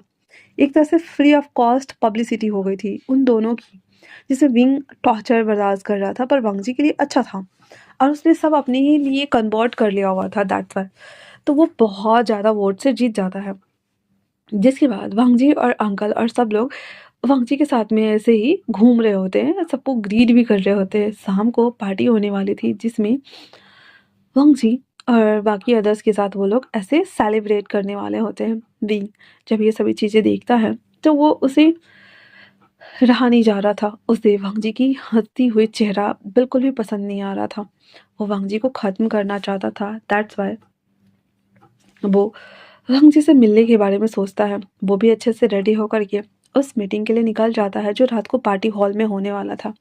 सब लोग एक दूसरे से बात करने में लगे हुए थे, जहाँ पे एंट्रेंस पे ही वांग जी साथ में क्रिस खड़े थे और आते जाते हुए लोगों को हैंडशेक करते हुए अंदर भेज रहे होते हैं। जैसे विंग आता है, वांग जी उसे देता है और कहता है विंग तुम्हें हाँ। विंग कहता है क्यों, मेरी आने की उम्मीद नहीं थी, क्या मैं नहीं आ सकता। वांग जी पहले तो शॉक्ड हो गया था, अंदर कहता हाँ हाँ क्यों नहीं। तो विंग उसके पास आते हुए कहता है जब मैं आ गया हूँ तो मुझे अपने लोगों से नहीं मिलवाओगे। वांग जी विंग के बिहेवियर से थोड़ा सा अचरज में था बट फिर भी कहता है विंग अंदर आते हुए कहता है वैसे बाय द वे कंग्रेचुलेसन, आखिरकार तुम जीत गए। वांग जी कहता है हाँ वो तो है, मैं जीत गया। विंग कहता है तो जो कहा है वो काम करोगे ना। वांग जी कहता है हाँ जरूर करूँगा। विंग कहता है तुम मुझसे सच में प्यार करते हो? वो क्रिस गेट पे था, वांग जी और विंग ना थोड़ा अंदर में थे, तो वांग जी कहता है, हाँ मैं तुमसे बहुत प्यार करता हूँ। विंग कहता है, सच में करते हो? मैं जो कहूँ वो करोगे? वांग जी कहता है, हाँ मैं करूँगा। विंग कहता है, इसमें मैंने जहर मिलाया हुआ है, इसे ड्रिंक करोगे? वांग जी पहले तो शॉक्ड हो जाता है, अंदर कहता विंग। विंग कहता है, क्यों? निकल गई हवा, मुझे पता है तुम नहीं करोगे। तुम्हारा कहना बस बकवास है और कुछ नहीं। इसलिए जब तुम मुझसे प्यार करते ही नहीं हो तो मेरे लिए ऑब्सेस्ड होना बंद करो। इतना बोलकर विंग जाने लगता है तो वांग जी कहता है, ठहरो। सारे लोग रुक गए थे क्योंकि वांग जी थोड़ा जोर से बोला हुआ था। विंग के हाथ से वो बॉटल छीनता है एंड देन पूरा खोल के गट गट गट गट पी जाता है। विंग शॉक्ड होकर वहां खड़ा था पूरा बॉटल पी लेने के बाद। बॉटल को नीचे पटक देता है। अब हालांकि लिक्विड वाइन था तो वांग जी को थोड़ा सा ना विजन ना ब्लरी हो रहा था। वांग जी उसे अपने करीब करता है जहाँ पे विंग को वांग जी के बॉडी से सैंडलवुड की स्मेल आ रही थी। पहली बार विंग उसे इस फॉर्म में स्मेल कर रहा होता है। वांग जी उसके कान में धीरे से कहता है, आर यू सेटिस्फाइड? या फिर और भी कुछ है करने के लिए? अगर मेरे मरने से तुम्हें अच्छा लगता है तो मैं ये भी करूँगा। वांग जी जब ये बोलकर हटता है उसे डिजीनेस जैसा हो रहा था, उसे लग रहा था कि वो सच में मरने वाला है। विंग कहता है, सच में? आखिर क्यों? वांग जी कहता है, क्योंकि मैं तुमसे बहुत प्यार करता हूँ। आई डोंट नो मैं तुम्हें कैसे बताऊँ, पर मैं करता हूँ। विंग कहता है, ठीक है फिर मरो। इतना बोलकर विंग वहाँ से बाहर आ जाता है। विंग के पैर ना कांप रहे होते हैं। वो अपने मन में सोच रहा था, क्या मैं किसी के साथ गलत कर रहा हूँ? क्या मुझे ऐसा करना चाहिए या नहीं? मुझे कुछ समझ नहीं आ रहा है। विंग सोचते सोचते कब उसी बिल्डिंग के सबसे ऊंचे छोर पे चला गया था, उसे पता ही नहीं था। वो सबसे ऊपर आ गया हुआ था। वो ऐसे ना ऐसे रेलिंग के पास जाके खड़ा हो जाता है और अंदर से एक बॉटल निकालता है। और वो फ्लैशबैक में याद करता है जब वो रेडी हो गया था तो उसके पास एक रेड वाइन था जिसे वो हाथ में लेकर देखता है और बॉटल्स के सील को ना तोड़ देता है। उसके बाद वो वापस से उसे अपने पास रख लेता है और एक छोटा बॉटल जो कि उसमें उसने नहीं मिलाया था वो भी अपने पास रख लेता है। विंग उस बॉटल को लेता है और पूरा का पूरा पी जाता है। कहता है, अगर मेरे जाने से मेरे मॉम डैड खुश रहेंगे और तुम मुझे भूल जाओगे तो अच्छा रहेगा। मैं अब और इन सभी चीज़ों को बर्दाश्त नहीं कर सकता। मेरा सपना था कि मैं करियर में उस ऊंचाई तक पहुंचूं जहां लोग मुझे याद रखें, मेरा मेरा नाम हो। मैं काम करना छोड़ भी दूँ तो लोग मुझे पसंद करें, लेकिन अब मुझे लोग ट्रोल कर रहे हैं। मेरे अंदर इतनी हिम्मत नहीं बची है कि मैं इन सभी चीज़ों को देखूं। मेरे फैन फॉलोअर्स मुझसे सवाल कर रहे हैं, आखिरकार मैंने तुम्हारे साथ ऐसा क्यों किया? लेकिन तुम्हारे मेरे सपने को तोड़ा, मेरे जज्बात के साथ खेला, मुझे डिस्ट्रॉय किया। मेरे दिल में तुम्हारे लिए कोई जगह नहीं है और मैं इस रिश्ते को और आगे नहीं बढ़ाना चाहता। मैं इस तरह से घुट-घुट कर नहीं जीना चाहता। एक तरफ़ा मोहब्बत कैद होती है और मैं उस कैद में नहीं जाना चाहता। ये बोलते हुए विंग सीधे वहाँ से कूद जाता है। जैसे ही वो कूद जाता है, धड़ाम और लोगों का अफरा-तफरी, हल्ला, सब कुछ अंदर पार्टी चल रही होती है और वहीं दूसरी तरफ विंग जो कि जिसकी आइज़ खुली थी, ब्लड पूरा धीरे-धीरे करके फर्श पे फैल रहा होता है। हाथ के पास टच करते हुए विंग आखिरी बार कहता है, मुझे भूल जाना, मुझे मुझे तुम्हारे साथ नहीं रहना, लानवांग जी। ये बोलते हुए विंग अपनी आइज़ क्लोज कर लेता है और अपनी आखिरी दम तोड़ देता है। इधर पार्टी चल रही होती है लेकिन थोड़ी देर बाद ऑलमोस्ट 10 से 20 मिनट बाद जब ऊपर के लोगों को पता चलता है कि कोई ऊपर से नीचे कूद गया है, एक सर्वेंट आकर कहता है, अरे ये तो सुपरस्टार है। अरे वो तो वही सुपरस्टार है ना जिसके पीछे हमारे एमएलए साहब लगे हुए थे। ये सुनना हुआ ही था तो वांग जाते कहता, क्या क्या कहा तुमने? हाँ, क्या कहा तुमने? और इतना बोलने के साथ ही वो भागता है नीचे की तरफ। लोगों का भीड़ लगा हुआ था। लोगों को चीरते हुए वांग जी जब अंदर जाता है, वो हताश होते ही सीधे जमीन पे बैठ जाता है, चिल्लाते हुए कहता है, विंग नहीं। और वो बस देख रहा होता है जहाँ पे विंग के पैर थोड़े से मुड़े हुए थे, सर पूरा फटा था, ब्लड पूरा उसके पैर तक था, हाथ के पास भी था। विंग की आईज हल्की सी क्लोज थी, हल्का सा ओपन था। वांग जी कहता है, एम्बुलेंस एम्बुलेंस एम्बुलेंस प्लीज बुलाओ कोई, एम्बुलेंस प्लीज बुलाओ कोई। विंग को गोद में लिए हुए था, लेकिन कैसे बुलाए कोई।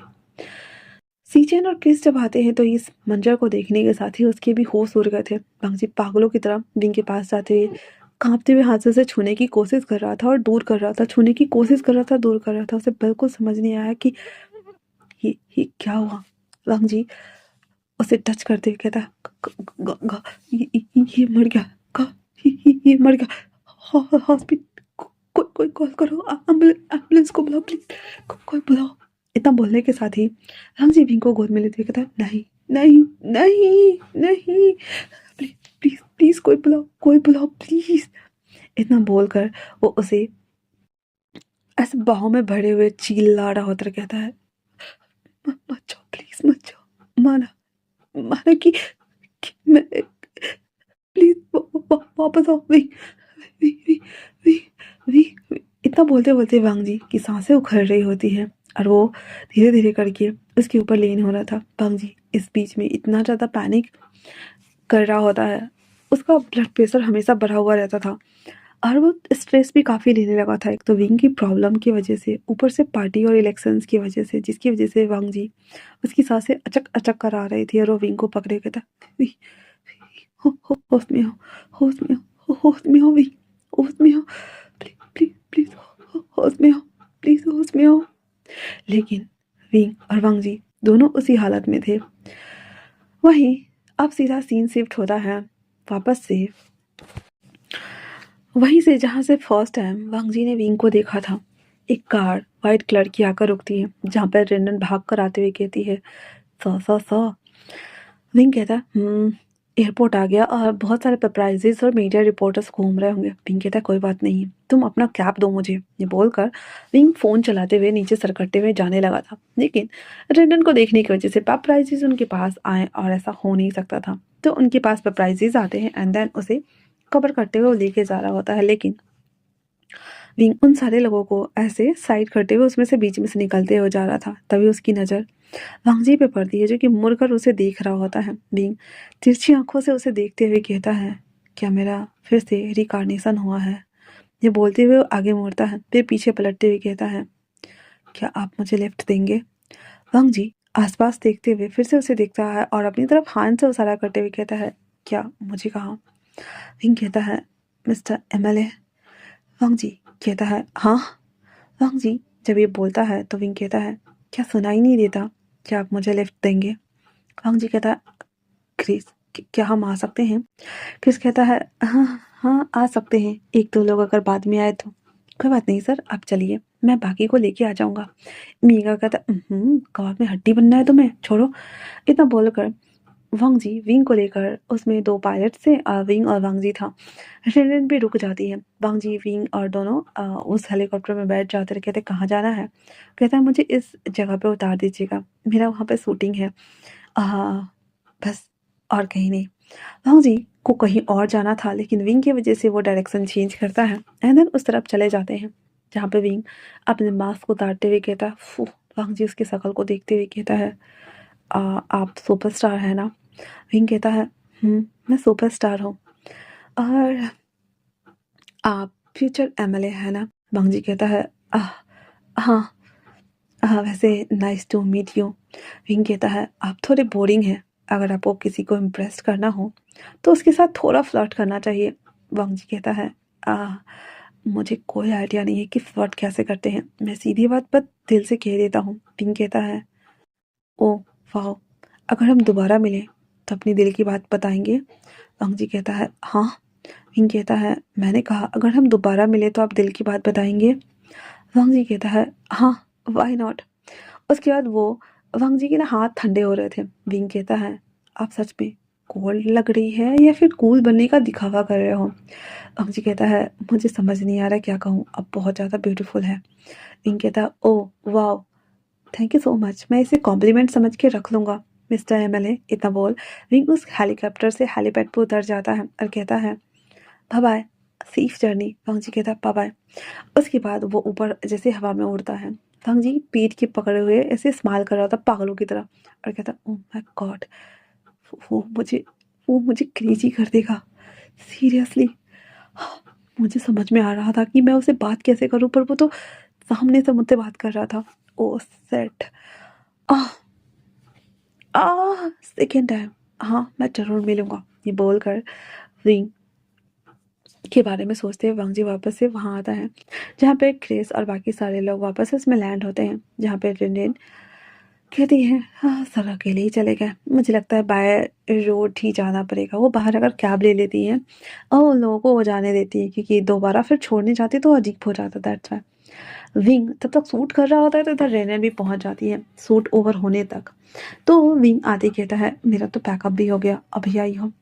रेनन कहती है आप उस एमएलए के साथ तो आ गए, मेरा क्या? हाँ। तो कहता है कोई ना, ऐसे मुझे वो काफ़ी हैंडसम और कूल लग रहा था। तो रेनन कहती है वो एक पॉलिटिशियन। विंग कहता है तो क्या हुआ, सबको सेकंड चांस तो मिलना चाहिए ना। रेनन कहती है सेकंड चांस क्यों, हम तो पहली बार आज उनसे मिले हैं ना। विंग कहता है हाँ सही कहा, कार्ड लेकर आई हो, चलो चलते हैं। इतना बोल दोनों कार में बैठ जाते हैं, जहाँ पे विंग आइज क्लोज करते ही उसे लास्ट दिन याद था किस तरह से उसने जहर पिया, बिल्डिंग से छलांग लगा दी एंड देन वांग जी को अपने सामने में घुट घुट कर मरते हुए देखा। वो ऑलरेडी मर चुका था लेकिन उसकी सोल उसे देख रही थी।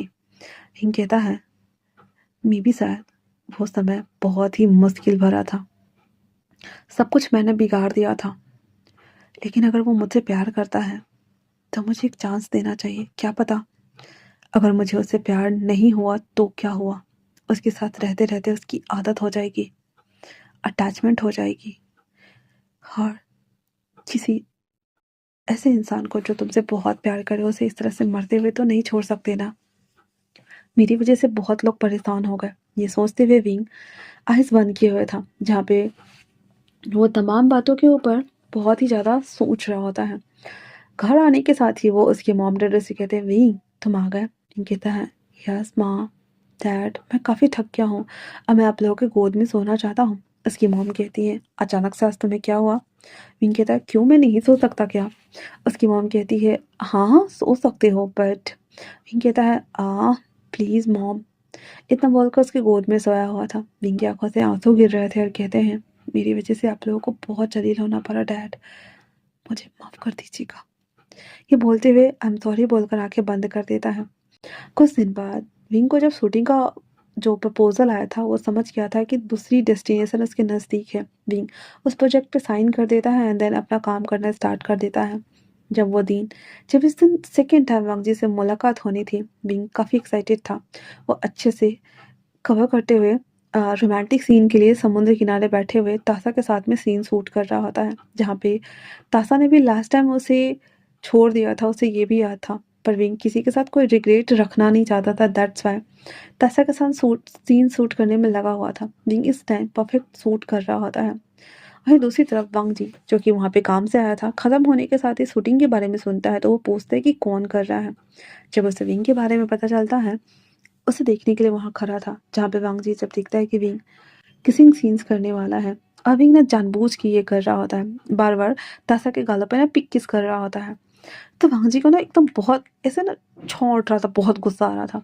वो फट से दोबारा से बोलता है पैकअप। विंग को पता था कि वो ऐसा ही करने वाला है, इसलिए वो कहता आई न्यू इट। तासा कहती क्या हुआ? विंग कहता है नथिंग। तो कहता ठीक है, वैसे क्लोजअप में आया होगा। विंग कहता है आया होगा। वांग जी उसके पास आते हुए कहता है ये क्या कर रहे थे हम? विंग कहता है क्यों, जलन हो रही है? वांग जी कहता है तुम्हें नहीं लगता कि तुम्हें इस तरह के सीन्स नहीं करने चाहिए? विंग उसके कान में धीरे से कहता है क्यों, तुम मुझसे प्यार करते हो? हाँ, या तुम मुझसे ऑब्सेस्ड हो गए हो? वांग जी बस उसे हाँ करके देख रहा होता है। विंग कहता है अगर हो गए हो तो मुझे हासिल करो, पर मेरे काम के बीच में मत आओ, ये मेरे काम का पार्ट है। और अगर तुमने मुझे इस तरह से काम नहीं करने दिया तो बेड पे मैं तुम्हें बहुत परेशान करूंगा। ये बोलकर वो साइड हो जाता है। वांग जी तो हाँ करके देख रहा होता है। वांग जी जब ऐसे विंग को जाते हुए देखता है तो कहता है वेट। विंग रुक जाता है और कहता है क्यों, तुम मुझसे शादी नहीं करना चाहते? वांग जी कहता है क्या मतलब है तुम्हारा? विंग कहता है कार में चले। वांग जी और विंग कार में आके बैठे हुए थे। विंग थोड़ी देर चुप रहता है पर वांग जी कुछ नहीं बोल रहा था। विंग कहता है क्या तुम मुझे लाइक करते हो? वांग जी कहता है हाँ लाइक करता हूँ, पर ये सारे रूमर्स और ये सीन्स मत करो। विंग कहता है मैं जानता हूँ तुम्हें बुरा लग रहा है, जिस तरह से लेक्चर देना, लोगों को कन्विंस करना, भले उस प्रोजेक्ट पे तुम काम करो ना करो, पर लोगों से झूठे वादे करना जिस तरह से एक पॉलिटिशियंस का काम होता है, एक्टिंग करना, एक्टर्स के साथ में ये सीन शूट करना हमारी जिम्मेदारी है। एक बात कहूँ, हर सीन रियल्स नहीं होते। यहाँ पे भी मैं किस करने का ट्राई कर रहा था, पर मैं किस नहीं कर रहा था। जैसे ही कैमरा हमारे एंगल तक आता, हम दोनों फेस टू फेस ऐसे एक दूसरे के पास होते, पर सीन्स नहीं बनता। देखने से लगता है जैसे कि किस हो रहा है, पर नहीं। अगर लड़के या लड़कियां कंफर्टेबल ना हो तो वो पिलो के साथ में या फिर कैमरा के साथ में किसिंग सीन्स प्रैक्टिस करते हैं, पॉली बैग पे या पॉलीथीन पे, या कभी कभी कैमरा के ऊपर भी। इस तरह से किसिंग सीन्स और बैड सीन्स की अगर बात की जाए तो थॉन्ग्स वेयर किए जाते हैं, एंड देन लड़के और लड़कियों के ब्रेस्ट, कमर, इस सब के ऊपर पैपेट रखे जाते हैं, एंड देन उसके बाद बैड सीन्स होते हैं। ऐसे ही कोई किसी के साथ ये सारे सीन्स नहीं क्रिएट करता है। तो हम जी ये सब कुछ सुनने के बाद उसे पहली टाइम तो अजीब लग रहा था, एंड देन कहता है बट फिर भी। तो विंग कहता है हाँ ये बात अलग है कि बॉयज़ लोग सटलेस हो जाते हैं, पर गर्ल्स के लिए ऐसा नहीं है, और ये बस रियल नेचुरल दिखाना होता है, दैट्स व्हाई। हंग जी कहता है पर मुझे नहीं पसंद, लोग ये सीन देखने के बाद ऐसे ही इमेजिन करेंगे ना। विंग कहता है बट ये काम का पार्ट है ना, हम किसी और के साथ ऐसे अटैच तो नहीं हो रहे हैं ना, उसमें ऐड करके एडिट करके दिखाना अलग बात है। वंग जी थोड़ा सा कंफ्यूज तो था, बट कहता है मुझे ये बिल्कुल पसंद नहीं। विंग कहता है अगर मुझसे शादी करना चाहते हो तो मुझे काम के लिए कभी नहीं रोकोगे, मेरे सीन के बीच में कभी नहीं आओगे, मैं तुम्हारे पॉलिटिशियंस के बारे में, पॉलिटिक्स के बारे में कभी सवाल नहीं करूँगा, कभी कुछ नहीं पूछूंगा, सिवाय इसके कि तुम मेरे काम के बीच में नहीं आओगे। मेरा सपना है सुपरस्टार बनना, या फिर मैं खुद को खत्म। वंग जी उसका हाथ रोकते हुए कहता नहीं। अचानक से वंग जी के चेस्ट में पेन होने लगा था। विंग को पता है वंग जी का स्ट्रेस लेवल बढ़ रहा है। वो उसके चेस्ट को सहलाते हुए कहता है इतना मत सोचो, वो बस एक काम का पार्ट है। मैं फ्यूचर में ट्राई करूँगा कि मैं किसी लड़की के साथ कास्ट ना करूँ और ऐसे ड्रामा साइन करूँ जिसमें सिर्फ बॉयज़ और मैन हुआ हो, ठीक है ना। वंग जी उसे देखते हुए कहता है क्या सच में। विंग कहता है अब इससे ज़्यादा कुछ नहीं कर सकता, बट अगर तुमने रोकने की कोशिश की तो डिवोर्स पेपर मेरे पास ही रहेगा, और तुम साइन करना चाहो या ना चाहो मैं साइन करके छोड़ के चला जाऊँगा। विंग उतना बोल कर उतरने को होता तो वंग जी कहता है ठहरो, क्या तुम सच कह रहे हो। विंग कहता है हाँ। वंग जी कहता है क्या तुम मुझे गले लगा सकते हो। विंग को पता है वंग जी को सुकून चाहिए, क्योंकि उसने देखा है वंग जी को उसके लिए तड़पते हुए। वो उसे हल्का सा हक कर लेता है। विंग को गले लगते हुए वंग जी को जो राहत मिल रहा था, उसकी सांसें नॉर्मल हो रही थी, वो थोड़ा शांत हो रहा था और उसे गले लगे हुए था, और कहता है थैंक यू सो मच मुझे समझने के लिए। विंग कहता है समझना तुम्हें है, अगर मेरे साथ रहना चाहते हो तो मुझे हर हाल में काम करने देना होगा, वरना मैं तुम्हें छोड़ के चला जाऊंगा। इतना बोल उससे अलग होते हुए कहता है मैं तुम्हें हॉट नहीं करना चाहता, बट तुमने अगर मुझे हॉट करने के बारे में सोचा तो याद रखना मैं जहर बोलूंगा, मर जाऊंगा। विंग ये सुनते ही वंग जी का ना होश उड़ गया था, और कहता जहर। उसे कुछ अजीब सा हो रहा था। विंग को पता है रिकार्नेशन हुआ है, अगर उसे याद है वंग जी को कुछ आइडिया नहीं है तो वंग जी को बस झलके आएंगी, इसलिए वंग जी के सर को सहलाते हुए कहता है आराम करो, मैं चलता हूँ। इतना बोल और वो वापस से बाहर आ जाता है, जहाँ पे रेन कहती है सर आप वहाँ क्या कर रहे थे। विंग कहता है क्या करूँगा, उसे समझा रहा था। तो कहता है क्या वंग जी आई मीन कि आप उसे क्या समझा रहे थे। विंग कहता शादी के बारे में। रेन के तो कुछ भी पल्ले नहीं पड़ रहा था, और वो कहती क्या समझा रहे थे। विंग कहता देखो वो मुझसे शादी करना चाहता है, दैट्स वाई मैंने बोला ठीक है ओके। रेन को अभी भी कुछ भी समझ में नहीं आ रहा था। वो अपना सर ऐसे ना खुजलाते हुए कहती सर आप कहना क्या चाहते हो। विंग कहता है कभी कभी ईगो जब बहुत ज़्यादा किसी को हर्ट करे और जान लेने पे उतारू हो जाए, तो अगर आपको सेकंड चांस मिले तो उसे सुधारना चाहिए, है ना रेनेन। रेनेन कहती है हाँ पर हर किसी को सेकंड चांस नहीं मिलता। विंग कहता है मैं भी शायद उसका प्यार सच में सच्चा था। ये बोलते हुए विंग थोड़ा इमोशनल होकर बाहर देखने लगा था, उसकी आंखों में आंसू थे, और वो कहता चलो रेनेन मुझे घर जाना है। घर आते ही वो अपने मॉम डैड से कहता है मॉम डैड अगर आपको कोई सरप्राइज़ मिले तो शॉक मत हो जाना। तो वो कहता है क्या मतलब। विंग कहता है आपको पता चल जाएगा ओके ना।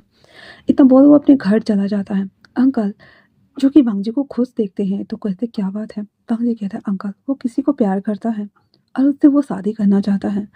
अंकल कहते हैं अभी जस्ट तुम्हारा चुनाव प्रसार करना है, तुम एमएलए बनने वाले हो और तुम्हें नहीं लगता कि तुम्हें इन सब से दूर रहना चाहिए। वांग जी कहता है जिस तरह से गौगा ने शादी की है मैं भी शादी करना चाहता हूँ, अगर लोगों को नहीं बताना है वो बात अलग है।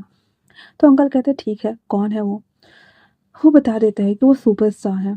अंकल कहते हैं वो हमारी दुनिया से बिलोंग नहीं करता, अगर ये शादी की तो उसके फैन जितने भी हैं वो और हमारे लोग सब में बवाल हो जाएगा। वांग जी कहता है हम बस शादी करेंगे और हमारे लोगों तक ही बात रहेगी, किसी को पता नहीं चलेगी। इतना बोलकर वांग जी कहता है का आप मेरी मदद कीजिए ना, आपने हमेशा की है। सीचन कहते हैं ठीक है वांग जी मैं कर दूंगा। उसके बाद वांग जी कहता है मुझे ये थीम चाहिए, ये सारा चीज़ चाहिए और हम ना। तो मिंगो कहते हैं सिंपल शादी करें, हुँ? जहाँ पे प्रीस्ट हो और तुम दोनों हो और हम लोग हो, ताकि लोगों को पता ना चले और शादी की डेट और सभी चीज़ें फ़ोटोज़ वगैरह कभी रिवील ही ना हो। वांग जी कहता है बट कहता है वांग जी तुम्हें खुश होना है, ना कि लोगों को करना है। वांग जी कहता है ठीक है मुझे मंजूर है। इतना बोलकर वो खुश हो रहा था। अगले दिन सी चैन और मिंगो सारा थाल लेकर विंग के घर आते हैं। ये देखते ही पहले तो उसके मॉम डैड शॉक्ड हो गए थे और पूछते हैं कि क्या बात है। फिर विंग बाहर आता है तो सीजन कहते हैं मैं अपने भाई का रिश्ता आपके बेटे के लिए लेकर आया हूँ। जहाँ पे विंग कहता है जी मुझे मंजूर है। सीजन और मींगा खुश हो गए थे और वो सब कुछ रख देते हैं, जहाँ पे उसके मॉम डैड ना चाहते हुए भी उसे चाय वाय पिलाते हैं। फिर वो लोग उन्हें ग्रीट करके चले जाते हैं। उसकी मॉम कहती है ये सब क्या है। विंग कहता है मॉम वो पॉलिटिशियन है, एमएलए बनने वाला है और अच्छा खासा फैमिली है, लाखों करोड़ों की संपत्ति है। मुझे भी लाइफ में ग्रोथ चाहिए, स्पॉन्सरशिप चाहिए, साथ में मुझे ऐसा प्रोड्यूसर चाहिए जो मेरे प्रोजेक्ट पे पैसे लगा सके। तो इससे अच्छा ऑप्शन नहीं है। एक काम दो-दो तरीके, तीन-तीन तरीके से हो सकते हैं। एक हस्बैंड से 2-3 काम करवाए जा सकते हैं, तो शादी करने में क्या प्रॉब्लम है? उसके डैड कहते हैं, पर शादी करने की क्या ज़रूरत है? विंग कहता है, तो आप क्या चाहते हैं मैं वन नाइट स्टैंड करूँ या फिर बॉय टॉय बनूँ? तो उसके डैड कहते हैं, लेकिन तो इससे तुम्हारा करियर। विंग कहता है, हम शादी कभी रिवील ही नहीं करेंगे।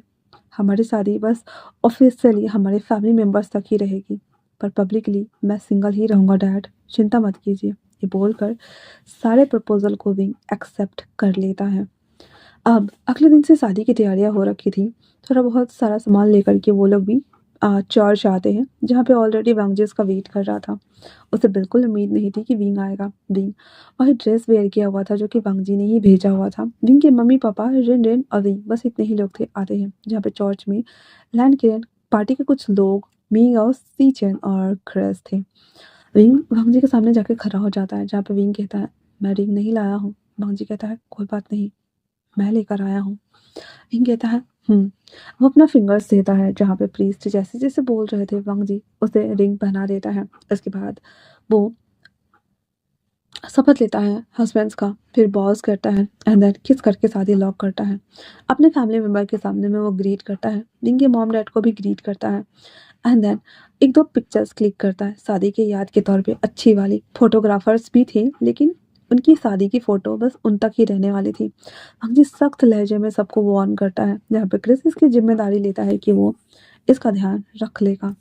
वहीं दूसरी तरफ वो शादी हो जाने के बाद उसके मॉम डैड विंग को बाय बाय कर देते हैं। विंग अपने कहे अनुसार अपने साथ पेपर लेके आया था, जिसे देखकर वांग जी कहता है ये क्या है। विंग कहता है सारे फैमिली के सामने में ये बात क्लियर करनी चाहिए ना। विंग कहता है ऑफिशियली मैं तुम्हारा हस्बैंड हूँ, पर पब्लिक इमेज ना तुम्हारी खराब होनी चाहिए ना ही मेरी। तो हम सिंगल पिटेन करेंगे जब तक कि सब कुछ सही ना हो जाए। वांग जी को भी पता है कि उसे एमएलए बनना है, विंग को भी एक हाइप पे जाना है। दैट्स व्हाई वांग जी इस बात के लिए एग्री कर जाता है और वो साइन कर देता है बिना आगे का पढ़े हुए। विंग उसे के साथ घर के लिए निकल आता है, जहाँ पे वांग जी बहुत एक्साइटेड था। फाइनली वो उसे पा चुका था जिसे वो पाना चाहता था। वांग जी विंग को लेकर बेडरूम में आता है। विंग उसके मास्टर बेडरूम को देखता है। बेडरूम काफ़ी खूबसूरत था, पूरा का पूरा लग्जरियस सेट। विंग उस पे बैठते ही कहता है इस डॉक्यूमेंट्स को एक बार पढ़ लो। वांग जी वो सभी चीज़ों को देखता है जिसमें विंग ने मेंशन किया हुआ था। उसके फिल्मी करियर के बीच में वांग जी कभी कुछ बोलेगा नहीं, रोक टोक नहीं करेगा। उसकी शूटिंग और शिफ्ट जब जब रहेगी उसे बाहर जाने के लिए नहीं रोका टोका जाएगा। उसके काम और उसके पैसे उसके रहेंगे, उसे खर्च करने की पूरी आज़ादी है। विंग जब चाहे तब जा सकता है, आ सकता है। ऐसे ही कुछ-कुछ बातें लिखा हुआ था, जिसमें ये सब कुछ था, लेकिन सिर्फ़ ये नहीं लिखा था विंग ने कि वो वांग जी के साथ फिज़िकल होगा या नहीं। वांग जी ये सभी चीज़ें पढ़ने के बाद कहता है, "ये सब तो ठीक है, पर मुझे ये बताओ, अभी मैं तुम्हारे साथ वेडिंग नाइट मनाऊँ या ना मनाऊँ?" विंग कहता है, "क्या हर चीज़ मुझसे पूछ के करोगे?" वांग जी कहता है, "इतनी मुश्किल से मैंने तुम्हें पाया है, मैं तुम्हें खो नहीं सकता। एक बार परमिशन तो दो, इतना प्यार करूँगा कि तुम मेरे बिना रह नहीं पाओगे।" विंग उसके गालों को छूते हुए कहता है, "फिर मुझे मजबूर करो अपने प्यार में पागल होने के लिए। मैं भी तो देखूँ एक दीवाने की दीवानियत कैसी होती है।" वांग जी उसे पैशनेट किस करने लगा था, जहाँ पे विंग धीरे-धीरे करके बेड पे जा रहा था। वांग जी अपने क्लोथ्स को रिमूव करते हुए विंग की बॉडी को बेतरतीब तरीके से टच करने लगा था। एक्सक्यूज़ करते हुए उसके शर्ट्स को अलग करता है, कोट को खोलता है, टाई खोलता है, फिर उसे किस कर रहा था लगातार, लगातार, लगातार, जहाँ पे विंग मौन करे जा रहा था। वांग जी उसके नेवल एरिया के आसपास बाइट कर देता है, जिससे कि विंग चीख पड़ता है। वांग जी उसे कहता है, "मेरी हर एक प्यार की निशानी तुम्हें मेरा होने के लिए मजबूर करेगी।" वांग जी थोड़ा-सा हार्ड, थोड़ा-सा सॉफ्ट, थोड़ा-सा नेचुरल तरीके से उसे रेडी करते हुए खुद को उससे कनेक्ट करता है। यहाँ पे विंग थोड़ा-सा दर्द और प्लेज़र के साथ में चीख पड़ा था। विंग उसे देखते हुए कहता है, "सच में क्या तुम मुझसे प्यार करते हो?" वांग जी कहता है, "क्यों? दिखाई नहीं देता?" विंग कहता है, "अगर मैंने किसी दिन तुम्हें मार दिया तो?" वांग जी कहता है, "तो मैं हँसते-हँसते वो ज़हर भी पी लूँगा।" जहाँ पे विंग की आँखों से आँसू आ रहे थे। वांग जी कहता है, "क्या हुआ? दर्द हो रहा है?" विंग कहता है, "हाँ, बहुत ज़्यादा दर्द हो रहा है। प्लीज़ मुझसे इतना प्यार करो कि मैं कभी ये ना सोचूँ तुमसे अलग होने के बारे में।" वांग जी कहता है, ठीक है।" इतना बोलकर वांग जी उसे धीरे-धीरे करके थ्रस्ट करना स्टार्ट कर चुका था। जैसे-जैसे वो कर रहा था, विंग बस मौन कर रहा था। उस कमरे में वांग जी और विंग की आवाज़ें थी। शांत कमरा उनकी आवाज़ों से हिलोरे ले रहा था। और पर्दे, पलंग, हर चीज़ उनके प्यार की गवाही बन रहे थे। विंग और वांग जी फाइनली एक हो चुके थे, जहाँ पे विंग और वांग जी जब एक-दूसरे को ऐसे हग किए हुए थे, तो विंग कहता है, "अगर मुझे सेकंड चांस नहीं मिलता, तो मैं एक ऐसी आत्मा को मरने के लिए छोड़ देता। क्या क्या मैंने सही किया तुम्हारे साथ?" जहाँ पे वांग जी उसे देखता है थोड़ा-सा सैड होते हुए, तो कहता है, "क्या सोच रहे हो?" विंग कहता है, "बस मैं अपनी गलती सुधारने की कोशिश कर रहा हूँ।" वांग जी कहता है, अब वो क्या है? विंग कहता है, "यही कि मुझे भी तुमसे प्यार करना है, कैसे करूँ समझ नहीं आता।" वांग जी कहता है, "मेरे साथ रहते-रहते तुम्हें हो जाएगा, पर एक बात बताओ, तुम्हें जब मुझसे प्यार नहीं था तो तुम मुझसे शादी क्यों कर रहे थे?" तो विंग कहता है, "मुझे एक प्रोड्यूसर चाहिए था, मुझे प्रोजेक्ट में पैसे लगाने थे।" वांग जी उसे देखते हुए कहता है, "हाँ?" विंग कहता है, "क्यों, मेरा प्रोड्यूसर नहीं बनोगे?" वांग जी कहता है, "हाँ बाबा, मैं बन जाऊँगा, पर सच में तुमने इसके लिए शादी की?" विंग कहता है, "नहीं, तुम्हारी पर्सनैलिटी काफ़ी कूल थी। ऊपर से इतना हट्टा-कट्टा अगर सेक्सी मैन मिलता है, तो किसे प्रॉब्लम है? विंग जब ये बोलता है तो वांग जी कहता है, "तो मैं सच में अच्छा कर पाया?" विंग कहता, वो तो है, 10 में से 9।" तो वांग जी मुँह बनाते हुए कहता है, "ये क्या बात हुई 10 में से 9? 10 में से 11 देना चाहिए तुम्हें।" विंग कहता है, तुमने मुझे 2 जगह बाइट भी दी किया था ना, ये उसके नंबर्स थे जो मैंने काट लिए।" अरे बोलकर हँसने लगा था, जहाँ पे वांग जी उसे गिगल करने लगा था, एंड देन हँसते हुए कहता है, "तुम बहुत बदमाश हो सच में। मुझे तो लगा था तुम मानोगे ही नहीं, पर अचानक से तुमने मुझे अप्रोच किया, मेरे तो पैरों तले ज़मीन ही खिसक गई।" विंग हँसते हुए कहता है, "ओहो! तो तुम वेट कर रहे थे?" वांग जी कहता है, "और नहीं तो क्या, अगर तुम नहीं मानते, तो फिर मैं कुछ और करता।" तो विंग कहता है, "ज़बरदस्ती करते?" वांग जी कहता है, "नहीं, तुम्हें मनाता, आखिरी दम तक।" विंग कहता है, "प्लीज़ मरने-मारने की बातें मत करो, आज हमारी वेडिंग नाइट है।" तो वांग जी कहता है, "ओह! तो फिर कुछ और करें?" इतना बोलकर वांग जी फिर से उसके साथ एवरीडे मीन्स एवरीडे करने में लगा हुआ था। तो इसी के साथ ये वन शॉट यहीं पे समाप्त होता है। कैसा लगा आप लोगों को? मुझे कमेंट्स करके ज़रूर बताना तुम लोग। तो मिलते हैं नए वन शॉट में, तब तक के लिए थैंक्स फॉर वॉचिंग।